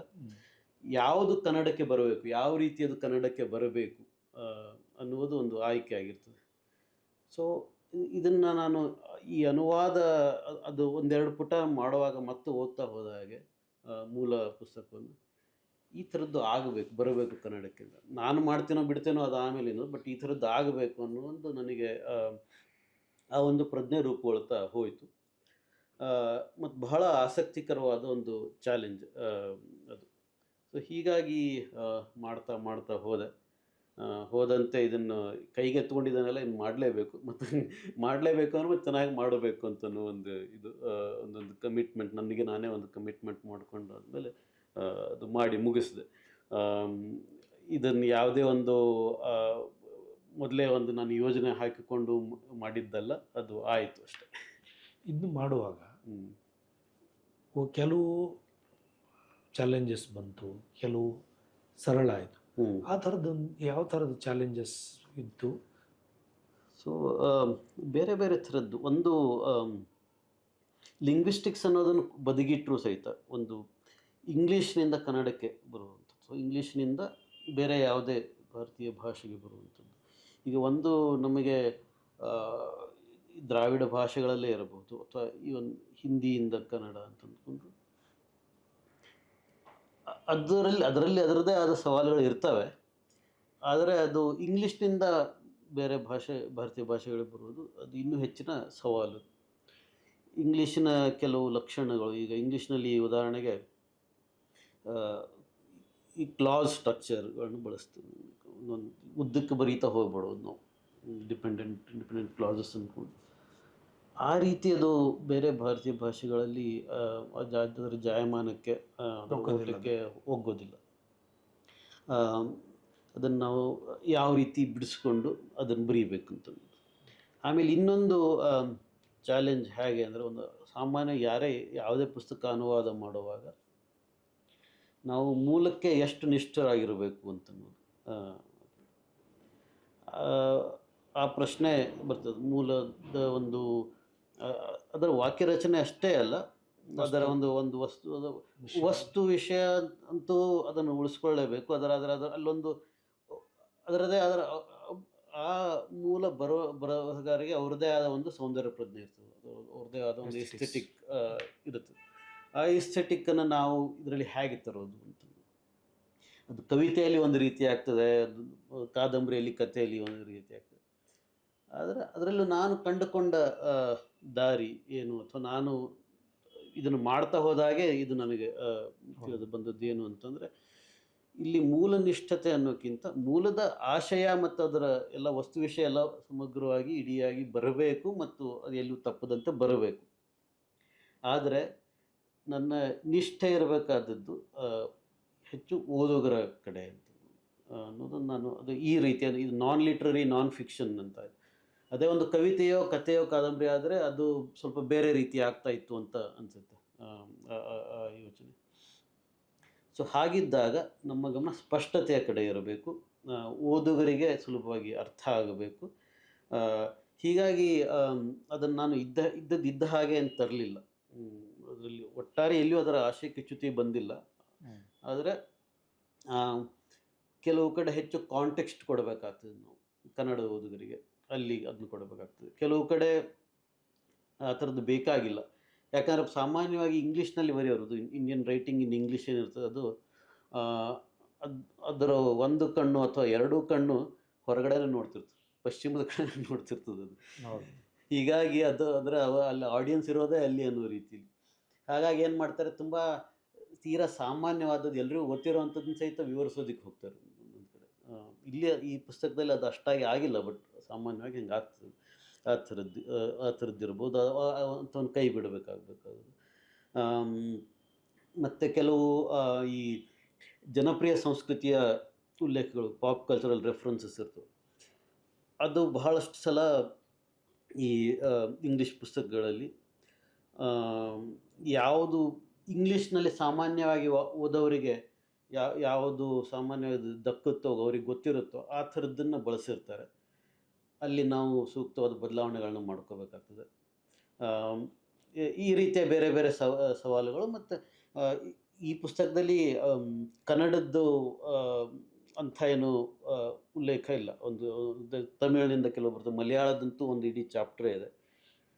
ಬಟ್ ಕನ್ನಡಿಗರ ಓದುಗರಿಗೆ ನಾವು ಇದನ್ನು ಕೊಡಬೇಕಾದಾಗ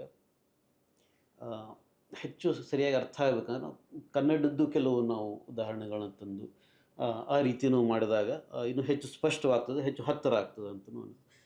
ಸೊ ಒಂದು ಇವೆಲ್ಲ ಸವಾಲುಗಳು ಮತ್ತು ಆ ಸವಾಲುಗಳಿಗೆ ನಾನು ಕಂಡುಕೊಂಡ ಕೆಲವು ಮಾರ್ಗಗಳು, ಅದನ್ನು ನಾನು ಇಲ್ಲಿ ಹೇಳ್ತಾ ಬರ್ತಾ ಇದ್ದೀನಿ. ಸೊ ಆ ರೀತಿ ಇದು ಒಂದು ಭಾಷೆ ಇಂಗ್ಲೀಷಿನ ಕನ್ನಡಕ್ಕೆ ಬರೋದೇ ಅದೇ ಒಂದು ಸವಾಲಾಗ್ತದೆ. ಅದಾದಮೇಲೆ ಈ ಲಿಂಗ್ವಿಸ್ಟಿಕ್ಸ್ನ ಪದಗಳನ್ನು ಅವು ಇಂಗ್ಲೀಷ್ನಲ್ಲೇ ಪೂರ್ತಿ ಸರಿಯಾಗಿ ಅರ್ಥ ಆಗೋದು ಒಂದು ಸ್ವಲ್ಪ ಕಷ್ಟ. ಯಾಕಂದರೆ ಅದರಲ್ಲಿ ನಾವು ಪ್ರವೇಶ ಪೂರ್ತಿಯಾಗಿ ಇರೋದಿಲ್ಲ. ಅದನ್ನು ಅರ್ಥ ಮಾಡಿಕೊಂಡು ಅದನ್ನು ಮತ್ತು ಕನ್ನಡದಲ್ಲಿ ತರಬೇಕು. ಅಲ್ಲೂ ಬೇರೆ ಬೇರೆ ಆಯ್ಕೆಗಳಿರ್ತವೆ ನಮ್ಮ ಈಗ ಕೆಲವಂತೂ ತೀರಾ ಹೊಸದು, ಅದು ಇರೋದೇ ಇಲ್ಲ. ಅಂದರೆ ನಮ್ಮ ಪರಿಭಾಷೆಯಲ್ಲಿ, ಕನ್ನಡದ ಭಾಷಾಶಾಸ್ತ್ರದ ಪರಿಭಾಷೆಯಲ್ಲಿ ಕೂಡ ಇರಲಿಕ್ಕಿಲ್ಲ. ಅಥವಾ ಇದ್ದರೂ ಕೂಡ ಅದು ಹಳತಾಗಿರ್ತದೆ ಅರ್ಥ. ಈಗ ನಾನೀಗ ರೆಟ್ರೋಫ್ಲೆಕ್ಷನ್ ಅಂತ ಮೂರ್ಧನ್ಯ, ನನ್ನ ಪ್ರಕಾರ ಎರಡೂ ಒಂದೇ. ಅದು ಎರಡೂ ಅರ್ಥ ಆಗೋದಿಲ್ಲ ನಮಗೆ. ಸೊ ಅಂದರೆ ಮೂರ್ಧನ್ಯ ಅನ್ನೋದು ನಿಮ್ಗೆ ಗೊತ್ತಿದ್ರೆ ಅದು ಏನಂತ ಗೊತ್ತಾಗ್ತದೆ. ಅಸೋಸಿಯೇಟ್ ಮಾಡ್ತೀವಿ. ಅಸೋಸಿಯೇಟ್ ಮಾಡೋದು ಬೇರೆ, ಅರ್ಥ ಮಾಡಿಕೊಳ್ಳೋದು ಬೇರೆ. ಸರಿ, ಅದನ್ನು ನಾವು ಮಡಚುಲಿ ಅಂತಂದರೆ ಅದು ಗಮನವಿಟ್ಟು ನಾವು ನೋಡಿದರೆ ಅದು ಯಾಕೆ ಹೆಂಗೆ ಆಗ್ತದೆ ಅಂತ ಒಂದು ಆ ದನಿ ಎಲ್ಲಿಂದ ಬರ್ತಂದರೆ ನಾಲಿಗೆ ಹಿಂಗೆ ಮಡಚಿ ಹೊಡಿತದೆ ಅದು, ಆವಾಗ ಮಡಚುಲಿ. ಈಗ ಅದೇ ರೀತಿ ಉಜ್ಜುಲಿ ಅಂತ, ಈ ಊದುಲಿ ಉಜ್ಜುಲಿ ಇವೆಲ್ಲ, ಊಷ್ಮ ಅಂತೀವಿ. ಈ ರೀತಿ ಏನೇನೋ ಪದಗಳನ್ನ ನಾವು ಬಳಸ್ತೀವಿ. ಅದು ಯಾರಿಗೂ ಅರ್ಥ ಆಗೋದಕ್ಕೆ ಸಾಧ್ಯ ಇರೋದಿಲ್ಲ. ಅದೇ ರೀತಿ ಕೆಲವು ಪರಿಕಲ್ಪನೆಗಳು, ಈಗ ಡೈಗ್ಲಾಸಿಯಾ ಅನ್ನೋ ಒಂದು ಪರಿಕಲ್ಪನೆ ಇದೆ. ಅದನ್ನು ಹೇಗೆ ಕನ್ನಡದಲ್ಲಿ ಹೇಳೋದು, ಈ ರೀತಿ ಅವನ್ನೆಲ್ಲನೂ ಕೆಲವಂತೂ ಈ ರೀತಿ ಒಂದೊಂದು ಪದಗಳನ್ನು ಇದ್ದದ್ದನ್ನು ಈಗ ಬಹಳಷ್ಟು ಇದರಲ್ಲಿ ಡಿ.ಎನ್. ಶಂಕರ್ ಭಟ್ ಅಂತವರು ಬಹಳಷ್ಟು ಕೆಲಸ ಮಾಡಿದ್ದಾರೆ. ಅದರಿಂದ ಒಂದಷ್ಟು ನಾವು ತಗೋಬಹುದು. ಅದನ್ನು ಮೀರಿಯೂ ಇನ್ನೂ ಕೆಲವನ್ನು ನಾನು ಹೊಸದಾಗಿ ಕಟ್ಟಬೇಕಾಯ್ತು ಪದಗಳನ್ನು. ಅದು ಒಂದು ಸವಾಲು ಇತ್ತು ಇದರಲ್ಲಿ. ಈಗ ಇವ್ರ ನೆಕ್ಸ್ಟ್ ಪುಸ್ತಕ ಬಂದಿದೆಯಲ್ಲ, ಅದು ಕೂಡ ಇಟ್ಸ್ ವೆಲ್ ರಿಸೀವ್ಡ್ ಆ್ಯಕ್ಚುಲಿ. ಅದನ್ನು ಮಾಡೋ ಪ್ಲ್ಯಾನ್ ಇದೆಯಾ? ನಾನು ಮೊದಲೇ ಹೇಳಿದಾಗ ಯಾವುದೂ ಪ್ಲ್ಯಾನ್ ಇರೋದಿಲ್ಲ, ಅದು ಗೊತ್ತಿಲ್ಲ. ಇದನ್ನು ಕೇಳಿದ್ದಾರೆ, ತುಂಬ ಜನ ನನ್ನನ್ನು ಕೇಳಿದ್ದಾರೆ. ಸದ್ಯಕ್ಕೆ ಗೊತ್ತಿಲ್ಲ, ನೋಡಬೇಕು. ಇದಲ್ಲದೆ ನನ್ನದೇ ಬರವಣಿಗೆ ಬಹಳಷ್ಟು ಪ್ರಾಜೆಕ್ಟ್ಗಳಿವೆ. ಅದು ಯಾವಾಗ ಆಗ್ತವೆ ಅನ್ನೋದು ನಾನು ನಾನೊಬ್ಬ ಕ್ರಿಯೇಟಿವ್ ರೈಟರ್ ಆಗಬೇಕಂತಲೇ ನನಗೆ ಯಾವಾಗೂ ಇದು ಕ್ರಿಯೇಟಿವ್ ರೈಟಿಂಗ್ನ ಭಾಗ ಅಂತ ಅಲ್ಲ ಅಂತ ನಾನೇನು ಹೇಳೋದಿಲ್ಲ. ಇದು ಕೂಡ ಹೌದು. ಆದರೆ ನಾನು ಬಹಳ ಮೊದಲು ಬರೆಯೋದಕ್ಕೆ ಶುರು ಮಾಡಿದ್ದು ಕತೆಗಳನ್ನು. ಒಂದಷ್ಟು ಸುಮಾರು 25 ವರ್ಷದಿಂದ ಒಂದಷ್ಟು ಕತೆಗಳನ್ನ ಬರೆದೆ. ಅದಾದಮೇಲೆ ಏನೇನೋ ಕಾರಣದಿಂದ ಹೆಚ್ಚೇನೂ ಬರೀಲಿಲ್ಲ. ಬಟ್ ಕಳೆದ ಕೆಲವು ವರ್ಷಗಳ ಹಿಂದಿಂದ ಒಂದು ಕಾದಂಬರಿ ಬರೆಯೋದಕ್ಕೆ ಶುರು ಮಾಡಿದ್ದೆ. ಅದೊಂದು 50-60% ಆಗಿದೆ ಅಂತ ಅನಿಸುತ್ತೆ. ಬಟ್ ಅದಾದಮೇಲೆ ಏನೇನೋ ಅದನ್ನು ಒಂದು ಕಾದಂಬರಿಯನ್ನು ಬರೆಯೋಷ್ಟು ಮೈಂಡ್ ಸ್ಪೇಸ್ ಇಲ್ಲದೆ ಅದನ್ನಲ್ಲೇ ಬಿಟ್ಟಿದ್ದೀನಿ. ಇದು ಬಂತು, ಇದರೊಳಗಡೆ ತೊಡಗಿಕೊಂಡೆ. ಮತ್ತು ಚಿಕ್ಕ ಪುಟ್ಟದ್ದು ಬೇರೆ ಏನೇನೋ ಬರಿತಾ ಇರ್ತೀನಿ. ಮೋಸ್ಟ್ಲಿ ಅವೆಲ್ಲ ಲಿಟ್ರರಿ ಎಸ್ಸೇಸ್ ಅಂತ ಅನ್ಬೋದು. ಆ ರೀತಿಯವನ್ನು ನಾನು ಕೊನೂರು ಅಂತೇನು ಹೇಳಿದ್ರಲ್ಲ ನೀವು, ಅದರಲ್ಲಿ ಬರೀತಾ ಇರ್ತೀನಿ. ಇನ್ನು ಬರೆಯೋದಕ್ಕೆ ಬಹಳ ಇದೆ, ಅನುವಾದ ಮಾಡಬೇಕಾದದ್ದು ಬಹಳ ಇದೆ. ಅದು ಯಾವ್ಯಾವುದಾಗುತ್ತೆ ಅಂತ ನೋಡಬೇಕು ಆ ರೀತಿ ಮಾಡ್ಬೇಕು. ಯಾವುದು ಹೆಚ್ಚು ಸುಖದ ಕೆಲಸ? ಅಂದರೆ ಈ ಅನುವಾದ ಮತ್ತು ಸ್ವಂತ ಬರವಣಿಗೆ. ನನಗೆ ಅದರಲ್ಲಿ ಅಂಥ ದೊಡ್ಡ ವ್ಯತ್ಯಾಸ ಏನು ಅನಿಸೋದಿಲ್ಲ. ನನ್ನ ಪ್ರಕಾರ ಎಲ್ಲನೂ ಅನುವಾದನೇ. ಸ್ವಂತದ ಬರವಣಿಗೆ ಅಂತ ಹೇಳ್ತೀವಿ, ಅದು ಒಂದು ರೀತಿಯ ಬೇರೆ ರೀತಿಯ ಒಂದು ಟ್ರಾನ್ಸ್ಲೇಷನ್. ಅದು ಒಂದು ಯಾವುದೋ ಒಂದು ಅಮೂರ್ತವಾದ ಏನೋ ಒಂದು ಥಾಟ್ ವೆಕ್ಟರ್ಸ್ ಅಥವಾ ಏನೋ ಇರುವುದನ್ನು ನುಡಿಯ ಮೂಲಕ ತರುವುದು, ಅದು ಯಾವುದೋ ನುಡಿ ಇರಬಹುದು. ಅದು ಕೂಡ ಒಂದು ಅನುವಾದದ, ಅದರಲ್ಲೂ ಹಲವಾರು ಲೇಯರ್ಗಳನ್ನು, ಹಲವಾರು ಪದರಗಳನ್ನು ದಾಟಿಕೊಂಡೇ ಅದು ನುಡಿಯ ಮೂಲಕ ಬರಬೇಕಾಗ್ತದೆ. ಇಲ್ಲಿ ಆಮೇಲೆ ಒಂದು ನುಡಿಯಿಂದ ಇನ್ನೊಂದು ನುಡಿಗೆ ತೊಗೊಂಡು ಹೋಗುವಾಗ ಅಲ್ಲಿ ಅದು ಇನ್ನೊಂದು ರೀತಿಯ ಇನ್ನಷ್ಟು ಹಂತಗಳ ಅನುವಾದ ಆಗ್ತದೆ. ಹೀಗಾಗಿ ನನಗೂ ಅದು ಎರಡು ದೊಡ್ಡ, ನಾನು ಅದರಲ್ಲಿ ತುಂಬ ವ್ಯತ್ಯಾಸ ಅನಿಸೋದಿಲ್ಲ ನನಗೆ. ಎರಡು ಕಷ್ಟದ ಕೆಲಸಗಳೇ ನನಗೆ. ಬರವಣಿಗೆ ಅನ್ನೋದೇ ಒಟ್ಟಾರೆ ಕಷ್ಟದ ಕೆಲಸ. ಅನುವಾದ ಇರ್ಬೋದು, ನನ್ನದೇ ಬರವಣಿಗೆ ಇರ್ಬೋದು. ಆದರೆ ಅದು ಆ ಪ್ರಾಸೆಸ್ ಮತ್ತು ಅದರ ಫಲಿತಾಂಶದಲ್ಲಿ ಸುಖ ಅಂತನ್ನೋದು ಎರಡರಲ್ಲೂ ಸಂತೋಷ ಸಿಗ್ತದೆ. ಇದನ್ನು ಮಾಡುವಾಗ, ಇದು ಟ್ರಾನ್ಸ್ಲೇಟ್ ಮಾಡುವಾಗ ಹೆಂಗಿತ್ತು ಪ್ರೋಸೆಸ್? ಅದು ಏನು ಪ್ರೋಸೆಸ್ಸನ್ನು? ನಾನು ಒಂದೇನು ಹೇಳ್ಬೇಕಂದ್ರೆ ಸರ್, ನಾನಂತ ತುಂಬ ಶಿಸ್ತಿನ ಮನುಷ್ಯ ಅಲ್ಲ. ಭಾಳಷ್ಟು ಜನ ಒಂದು ಡಿಸಿಪ್ಲಿನ್ ಇಷ್ಟು ಟೈಮ್ ಹಿಂಗೆ ಅಲೋಕೇಟ್ ಮಾಡ್ಕೊಂಡು ಇದು ಮಾಡಬೇಕು ಅಂತ. ನಾನು ಆ ರೀತಿ ಮಾಡೋದಕ್ಕೆ ಪ್ರಯತ್ನ ಮಾಡ್ತೀನಿ, ಆದರೆ ಅದು ಹಾಗೆ ಆಗೋದಿಲ್ಲ. ನಾನು ಕೆಲಸ ಮಾಡುವ ರೀತಿ ಒಂದು ರೀತಿ ಬರ್ಸ್ಟಿ. ಅದು ಈಗ ಒಂದು 4 ದಿನದಲ್ಲಿ ಮುಂದೆ ಬಹಳಷ್ಟು ಮಾಡಿಬಿಡ್ತೀನಿ. ಅದಾದಮೇಲೆ ವಾರಗಟ್ಟಲೆ ಏನೂ ಆಗಲಿಕ್ಕಿಲ್ಲ, ಮತ್ತೆ ಕೈಗೆತ್ಕೋತೀನಿ. ಆ ರೀತಿ ಇದಾಗ್ತದೆ. ಹೆಚ್ಚು ಕಡಿಮೆ ಇದರ ಜೊತೆ ನಾನು 3 ವರ್ಷ ಕಳೆದಿದ್ದೀನಿ. ಆದರೆ ಅದರಲ್ಲಿ ಕೊನೆಯ 6-8 ತಿಂಗಳು ಅಥವಾ 1 ವರ್ಷನೇ ಅಂದ್ಕೋಬೋದು, ಬಹಳ ಇಂಟೆನ್ಸ್ ಆದ, ಬಹಳ ಒಂದು ತೀವ್ರತೆಯಿಂದ. ಮತ್ತು ನಾನು ಕೊನೆಗೆ ಒಂದು 4-6 ತಿಂಗಳಲ್ಲಿ ಒಂದು ಡೆಡ್ಲೈನ್ ಇಟ್ಟುಕೊಂಡು ಮುಗಿಸ್ಲೇಬೇಕು ಇದನ್ನು ಅಂತ ಮಾಡಿದ್ದು. ನನ್ನ ಕೆಲಸಗಳು ಅಂದರೆ ನನ್ನ ನೌಕರಿ ಆಯಿತು, ಮತ್ತು ಬೇರೆ ಇದರ ನಡುವೆ ರಾತ್ರಿ ಅಪರಾತ್ರಿ ವೀಕೆಂಡ್ಗಳು ಎಲ್ಲ ಕೂತ್ಕೊಂಡು ಮಾಡಿದ್ದು. ನಡುವೆ ಒಂದು 4-6 ದಿನ ರಜೆ ಹಾಕಿ ಬಿಟ್ಟು ಆ ರೀತಿ ಮಾಡಿದ್ದು. ಆಗಾಗ ಸಮಯ ಹೊಂದಿಸ್ಕೊಂಡು ಮಾಡಿದ್ದು. ಅದಕ್ಕೆ ನಾನು ಆ ಕಾದಂಬರಿ ಬಗ್ಗೆ ಹೇಳಿದ್ನಲ್ಲ, ಆ ಮೈಂಡ್ ಸ್ಪೇಸ್ ಇಲ್ಲದ್ದು, ಅದು ಒಂದು ವ್ಯತ್ಯಾಸ ಆಗ್ತದೆ. ನಮ್ಮದೇ ಸ್ವಂತ ಬರವಣಿಗೆ ಮತ್ತು ಅನುವಾದದಲ್ಲಿ ಅಟ್ಲೀಸ್ಟ್ ಇಲ್ಲಿ ಒಂದು ಬೇಸ್ ಇರ್ತದೆ, ಅದೊಂದು ಆಧಾರ ಇರ್ತದೆ. ಅಲ್ಲಿ ಯಾರು ಒಂದಿದೆ, ಅದನ್ನು ನಾನು ತೊಗೊಂಡು ಮಾಡಬೇಕು ಅಂತ ಅನ್ನೋದಾದರೂ ಒಂದು ಭದ್ರತೆ ಇರ್ತದೆ ಅನಿಸ್ತದೆ. ಅಲ್ಲಲ್ಲಿ ಟೈಮ್ ಸಿಕ್ಕಾಗೆಲ್ಲ ಅದನ್ನು ಮಾಡಿಕೊಂಡು ಮಾಡಿದ್ದು. ಬಹಳಷ್ಟು ಸಲ ರೀರೈಟ್ ಮಾಡಿದ್ದೀನಿ. ಮೊದಲಿನ ಒಂದು 7-8 ಸಲನಾದ್ರು ರೀರೈಟ್ ಮಾಡಿದ್ದೀನಿ. ಕೊನೆಗೆ ಇನ್ನೂ ಇದಕ್ಕಿಂತ ಹೆಚ್ಚಿನದು ಸದ್ಯಕ್ಕಂತೂ ನನಗೇನು ಇನ್ನೂ ಇದನ್ನು ಉತ್ತಮಗೊಳಿಸೋದಕ್ಕೆ ಆಗೋದಿಲ್ಲ ಅಂತ ಅನ್ನಿಸಿದಾಗ ಅಲ್ಲಿಗೆ ನಾನು ಅದನ್ನು ಬಿಟ್ಟೆ. ನಾನು ಯಾರಿಗೋ ಹೇಳ್ತಾ ಇದ್ದೆ, ಈ ಪ್ರಾಸೆಸ್ ಏನಿದೆ ಅಟ್ಲೀಸ್ಟ್ ಆ ಕೊನೆಯ ಅದು 6 ತಿಂಗಳಿಂದು ನಾನು ನನ್ನ PhD ಥೀಸಿಸ್ ಬರೆಯುವಾಗ ಅಷ್ಟು that was the last time ಆ ರೀತಿ ಇಂಟೆನ್ಸಿಟಿಯಿಂದ ನಾನು ಬಹುಶಃ ಕೆಲಸ ಮಾಡಿದ್ದು, ಆ ರೀತಿ ಇಂಟೆಲೆಕ್ಚುಯಲ್ ಇಂಟೆನ್ಸಿಟಿಯಿಂದ ಅಂತ ಅನಿಸ್ತದೆ. ನನ್ನ ನೌಕರಿಯಲ್ಲಿ ಅದೆಲ್ಲ ಇದ್ದೇ ಇರ್ತದೆ, ಬಟ್ ಅದು ಬೇರೆ ರೀತಿ. ಆದರೆ ಈ ಕ್ರಿಯೇಟಿವ್ ಪ್ರಾಸೆಸ್ನ ಒಂದು ಇಂಟೆನ್ಸಿಟಿ ಏನಿರ್ತದೆ, ಈ ತೀವ್ರತೆ ಏನಿರ್ತದೆ, ಅದು ನಾನು ಅನುಭವಿಸಿದ್ದು ಕಳೆದ ಬಾರಿ ಸುಮಾರು ಒಂದು 10-12 ವರ್ಷದ ಹಿಂದೆ ನನ್ನ ಥೀಸಿಸ್ ಬರೆಯುವಾಗ ಕಾಲದ್ದು ಅಂತ ಅನ್ನಿಸ್ತು ನನಗೆ. ಏನು ನಿಮ್ಮ PhD ಸಬ್ಜೆಕ್ಟ್? ನನ್ನ PhD ಸಬ್ಜೆಕ್ಟು, ನಾನು ಗಣಕ ವಿಜ್ಞಾನದಲ್ಲೇ ಇಂಜಿನಿಯರಿಂಗ್ ಮುಗಿಸಿ ಆಮೇಲೆ ಮಾಸ್ಟರ್ಸ್ ಮಾಡಿದೆ. ಅದರಲ್ಲಿ ನನ್ನ ಸ್ಪೆಷಲೈಸೇಷನ್ ಮಾಸ್ಟರ್ಸ್ ಸಮಯದಲ್ಲಿ ಡಿಸ್ಟ್ರಿಬ್ಯೂಟೆಡ್ ಸಿಸ್ಟಮ್ಸ್ ಅಂತ. ಈ ಡಿಸ್ಟ್ರಿಬ್ಯೂಟೆಡ್ ಸಿಸ್ಟಮ್ಸ್ನ ಸರಳವಾಗಿ ಹೇಳಿದ್ರೆ ನಮ್ಮ ಇಂಟರ್ನೆಟ್ ಒಂದು ಡಿಸ್ಟ್ರಿಬ್ಯೂಟೆಡ್ ಸಿಸ್ಟಮ್. ಆ ರೀತಿಯದು ಈಗ ಸೆಂಟ್ರಲೈಸ್ ಅಂದರೆ ಒಂದೇ ಕಡೆ ಎಲ್ಲ ಒಂದು ದೊಡ್ಡ ಕಂಪ್ಯೂಟರ್ ಒಂದು ಕೇಂದ್ರೀಕೃತವಾಗಿ ಆಗ್ತಾ ಇರುತ್ತೆ. ಡಿಸ್ಟ್ರಿಬ್ಯೂಟೆಡ್ ಅಂದರೆ ವಿಕೇಂದ್ರೀಕೃತವಾಗಿ ಎಲ್ಲರೂ ತಮ್ಮ ತಮ್ಮ ಇದನ್ನು ಮಾಡ್ತಾ ಇರ್ತಾರೆ. ಅದು ಒಂದು ಜಾಲ ಆಗ್ತದೆ ಅಲ್ಲಿ. ಸೊ ಆ ರೀತಿಯದು ಅದನ್ನು ಆ ರೀತಿಯ ಒಂದು ಎಫಿಷಿಯೆಂಟ್ ಆದ ಒಂದು ಆಪ್ಟಿಮಲ್ ಜಾಲಗಳನ್ನು, ಆಪ್ಟಿಮಲ್ ನೆಟ್ವರ್ಕ್ಗಳನ್ನು ಹೇಗೆ ಕಟ್ಟುವುದು, ಅದರ ಏನಾದರೂ ಅದಕ್ಕೆ ಕೆಲವು ಅಂಡರ್ಲೈಯಿಂಗ್ ಪ್ರಿನ್ಸಿಪಲ್ಸ್ ಇರ್ತವೆ ಅನ್ನೋದನ್ನು ನಾನು ಅದರ ಬಗ್ಗೆ ನನ್ನ ಸಂಶೋಧನೆ ಇತ್ತು. ಸಾಕಷ್ಟು ಥಿಯರಿಟಿಕಲ್ ಕೆಲಸ ಇತ್ತು, ಪ್ರಾಕ್ಟಿಕಲ್ ಅಪ್ಲಿಕೇಶನ್ಸ್ ಇದ್ವು. ಆದರೆ ಅದರ ಹಿಂದಿನ ನಾನು ಅದರ ಮೂಲ ತತ್ವಗಳನ್ನು ಹುಡುಕ್ತಾ ಹೋಗಿದ್ದೆ. ಅದರ ಫಲಿತ ಏನು, ಥೀಸಿಸ್ ಏನದು?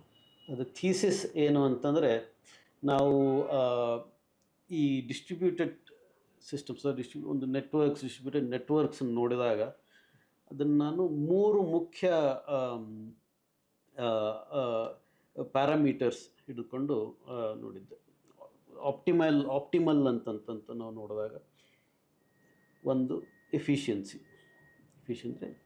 ಕಾಸ್ಟ್ ರೀತಿಯಲ್ಲಿ ನೋಡ್ಬೋದು, ಕಾಸ್ಟ್ ಎಫಿಷಿಯಂಟ್.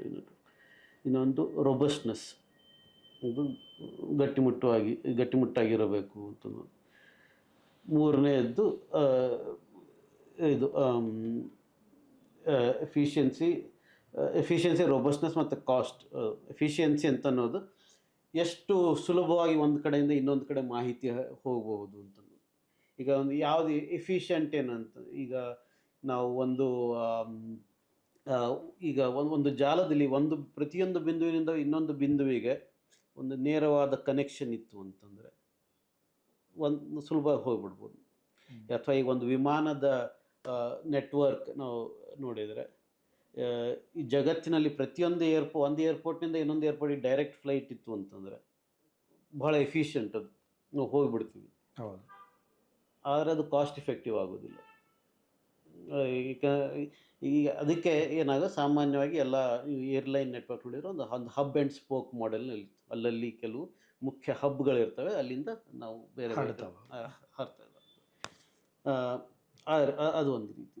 ಅದು ರೋಬಸ್ಟ್ನೆಸ್ ಅಂತಂದರೆ ಏನೀಗ ರೋಬಸ್ಟ್ನೆಸ್ ಅಂದರೆ ಏನಂತಂದರೆ, ಈಗ ಒಂದು ಹಬ್ ಆ್ಯಂಡ್ ಸ್ಪೋಕ್, ಈಗ ನಾವು ಒಂದು ಮಧ್ಯದಲ್ಲಿ ಒಂದು ನೋಡಿದೆ ಮತ್ತು ಅದ್ರ ಸುತ್ತಲೂ ಹೀಗೆ ಹರಡಿಕೊಂಡಿವೆ. ಇದು ಸಾಕಷ್ಟು ಎಫಿಷಿಯಂಟ್. ಎಲ್ಲಿಂದ ಎಲ್ಲಿಗೆ ಹೋಗೋದಾದರೂ ನಾವು ಹೆಚ್ಚಂದರೆ 2 ಇಲ್ಲಿಂದ ಮಧ್ಯಕ್ಕೆ ಬರಬೇಕು, ಮಧ್ಯದಿಂದ ಇನ್ನೊಂದು ಕಡೆ ಹೋಗ್ಬೋದು. ಆದರೆ ಯಾವುದೋ ಕಾರಣಕ್ಕೆ ಈ ನಡುವಿನ ಈ ಬಿಂದು ಏನಿದೆ ಅಲ್ಲ, ಇದು ಡೌನ್ ಆಯಿತು ಅಥವಾ ಇನ್ನು ಕಂಪ್ಯೂಟರ್ಗಳಂತ ಈ ನಡುವಿನ ಕಂಪ್ಯೂಟರ್ ಇದು ಡೌನ್ ಆಯಿತು, ಅಥವಾ ಅದನ್ನು ಯಾರೋ ನೆಟ್ವರ್ಕಿಂದ ತೆಗೆದು ಬಿಟ್ಟರು ಅಂತ, ಆವಾಗ ಇದು ಇಡೀ ಛಿದ್ರವಾಗಿಬಿಡ್ತದೆ. ಸೊ ಅದು ರೋಬಸ್ಟ್ ಅಲ್ಲ ಅದು. ಸೊ ಈ 3 ಒಂದಕ್ಕೊಂದು ಈ 3 ಪ್ಯಾರಾಮೀಟರ್ಗಳಲ್ಲಿ ಒಂದು ತಿಕ್ಕಾಟ ಇದೆ, ಒಂದು ಟ್ರೇಡ್ ಆಫ್ ಇದೆ ಇಲ್ಲಿ. ಇವನ್ನ ಬ್ಯಾಲೆನ್ಸ್ ಮಾಡ್ತಾ ಹೋದ ಹಾಗೆ ಯಾವ ರೀತಿಯಾದ ನಾವು ನೆಟ್ವರ್ಕ್ ಸ್ಟ್ರಕ್ಚರ್ಗಳನ್ನು ಕಂಡುಕೋತೀವಿ ಅಂತ ಹುಡುಕ್ತಾ ಹೋದಾಗ ಕೆಲವು ಸ್ಪಷ್ಟವಾದ ಪ್ಯಾಟರ್ನ್ಗಳು ಸಿಗೋದಕ್ಕೆ ಶುರುವಾದ. ಅದಕ್ಕೆ ನಾನು ಆ ಥೀಸಿನ ಫಲಿತಾಂಶ ಅಂದರೆ ಒಂದು ಸರ್ಕ್ಯುಲರ್ ಸ್ಕಿಪ್ ಲಿಸ್ಟ್ ಅನ್ನುವ ರೀತಿಯ ಮಾದರಿ. ಸರ್ಕ್ಯುಲರ್ ಸ್ಕಿಪ್ ಲಿಸ್ಟ್ ಅಂದರೆ ಒಂದು ಸರ್ಕಲ್ ರೀತಿಯ ನೆಟ್ವರ್ಕನ್ನು ಊಹಿಸ್ಕೊಳ್ಳಿದೆ. ಆ ಸರ್ಕಲ್ನಲ್ಲಿ ಏನಾಗ್ತದೆ, ಯಾಕೆ ಅದು ರೋಬಸ್ಟ್ ಯಾಕೆ ಆಗ್ತದೆ ಅಂತಂದರೆ, ಅದರಲ್ಲಿ ಒಂದು ಬಿಂದು ನೀವು ಹೊಡೆದು ಹಾಕಿದ್ರು ಇನ್ನೊಂದು ಮಾರ್ಗ ಇದೆ ಕಟ್ಕೊಳ್ಳೋದಕ್ಕೆ, ಅದನ್ನು ವಾಪಸ್ ಮತ್ತೆ ಎಲ್ಲಿಂದ ಹೋಗೋದಕ್ಕೆ. 2 ತೆಗೆದು ಹಾಕಿದರೆ ಅಟ್ಲೀಸ್ಟ್ 2 ಬೇರೆ ಬೇರೆ ಉಳ್ಕೋತವೆ. ಅದು ಕಾಸ್ಟ್ ಎಫೆಕ್ಟಿವ್ ಕೂಡ ಹೌದು, ಯಾಕಂದರೆ ಅಲ್ಲಿ ಅನಗತ್ಯವಾದ ಬಹಳ ಹೆಚ್ಚಿನ ಕನೆಕ್ಷನ್ಗಳಿಲ್ಲ, ತಕ್ಕ ಮಟ್ಟಿಗೆ ಎಫಿಷಿಯಂಟ್ ಕೂಡ. ಆದರೆ ಅದನ್ನ ಇನ್ನಷ್ಟು ಎಫಿಷಿಯಂಟ್ ಮಾಡಬೇಕಂತಂದರೆ ಏನು ಮಾಡಬಹುದು, ಈ ಸ್ಕಿಪ್ಗಳು. ಈಗ ಅದನ್ನು ಒಂದು ರೀತಿ ಊಹಿಸ್ಕೋಬೋದಾದರೆ, ನಮ್ಮಲ್ಲಿ ಈಗ ಬೆಂಗಳೂರಿನಲ್ಲಿ ಇನ್ನರ್ ರಿಂಗ್ ರೋಡ್ ಇದೆ, ಔಟರ್ ರಿಂಗ್ ರೋಡ್ ಇದೆ, ಮತ್ತು ರಿಂಗ್ ರೋಡ್ಗಳ ಉದ್ದೇಶ ಏನು ಅಂತಂದರೆ ಬಹಳಷ್ಟು ಪಾಯಿಂಟ್ಗಳನ್ನ ಕನೆಕ್ಟ್ ಮಾಡ್ಕೊಳ್ಳೋದು. ಸರ್ಕ್ಯುಲರ್ ಇದರಲ್ಲಿ ಬಹಳಷ್ಟು ಪಾಯಿಂಟ್ಗಳನ್ನ ಕನೆಕ್ಟ್ ಮಾಡ್ತದೆ. ಆದರೆ ನಾನು ಬರೀ ಅದಷ್ಟೇ ಇತ್ತು ಅಂತಂದರೆ, ನಾನು ಇಲ್ಲೇ ಪಕ್ಕದ್ದು ಇನ್ನೊಂದು ಇದಕ್ಕೆ ಹೋಗ್ಬೇಕಾದ್ರೆ ಹಿಂಗೆ ಸುತ್ತ ಹಾಕಿ ಹೋಗ್ಬೇಕು.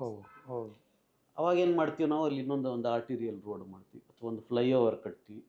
ಸೊ ಈ ಸರ್ಕಲ್ ಇದರಲ್ಲಿ ನಾವು ಆ ರೀತಿಯ ಒಂದು ಸ್ಕಿಪ್ ಏನು ಮಾಡಿದ್ರೆ ಆ ರೀತಿ ಅಲ್ಲಲ್ಲಿ ಆ ರೀತಿ ಶಾರ್ಟ್ಕಟ್ಗಳನ್ನ ಮಾಡಿದ್ದಾರೆ. ಸೊ ಇಂಥವನ್ನ ಇದು ಆ, ಈ ಮೂರನ್ನು ಬ್ಯಾಲೆನ್ಸ್ ಮಾಡುವಂಥ ಒಂದು ನೆಟ್ವರ್ಕ್ ಟೊಪಾಲಜಿ ಅಥವಾ ಒಂದು ನೆಟ್ವರ್ಕ್ನ ಒಂದು ವಿನ್ಯಾಸ ಅಂತನ್ನೋದು ಥೀಸಿಸ್ನ ಫಲಿತ. ಈಗ ನಿಮ್ಮ ಕಥೆಗಳ ಬಗ್ಗೆ ಮಾತಾಡೋದಾದರೆ ಏನು ವಸ್ತು ಇರ್ತದೆ?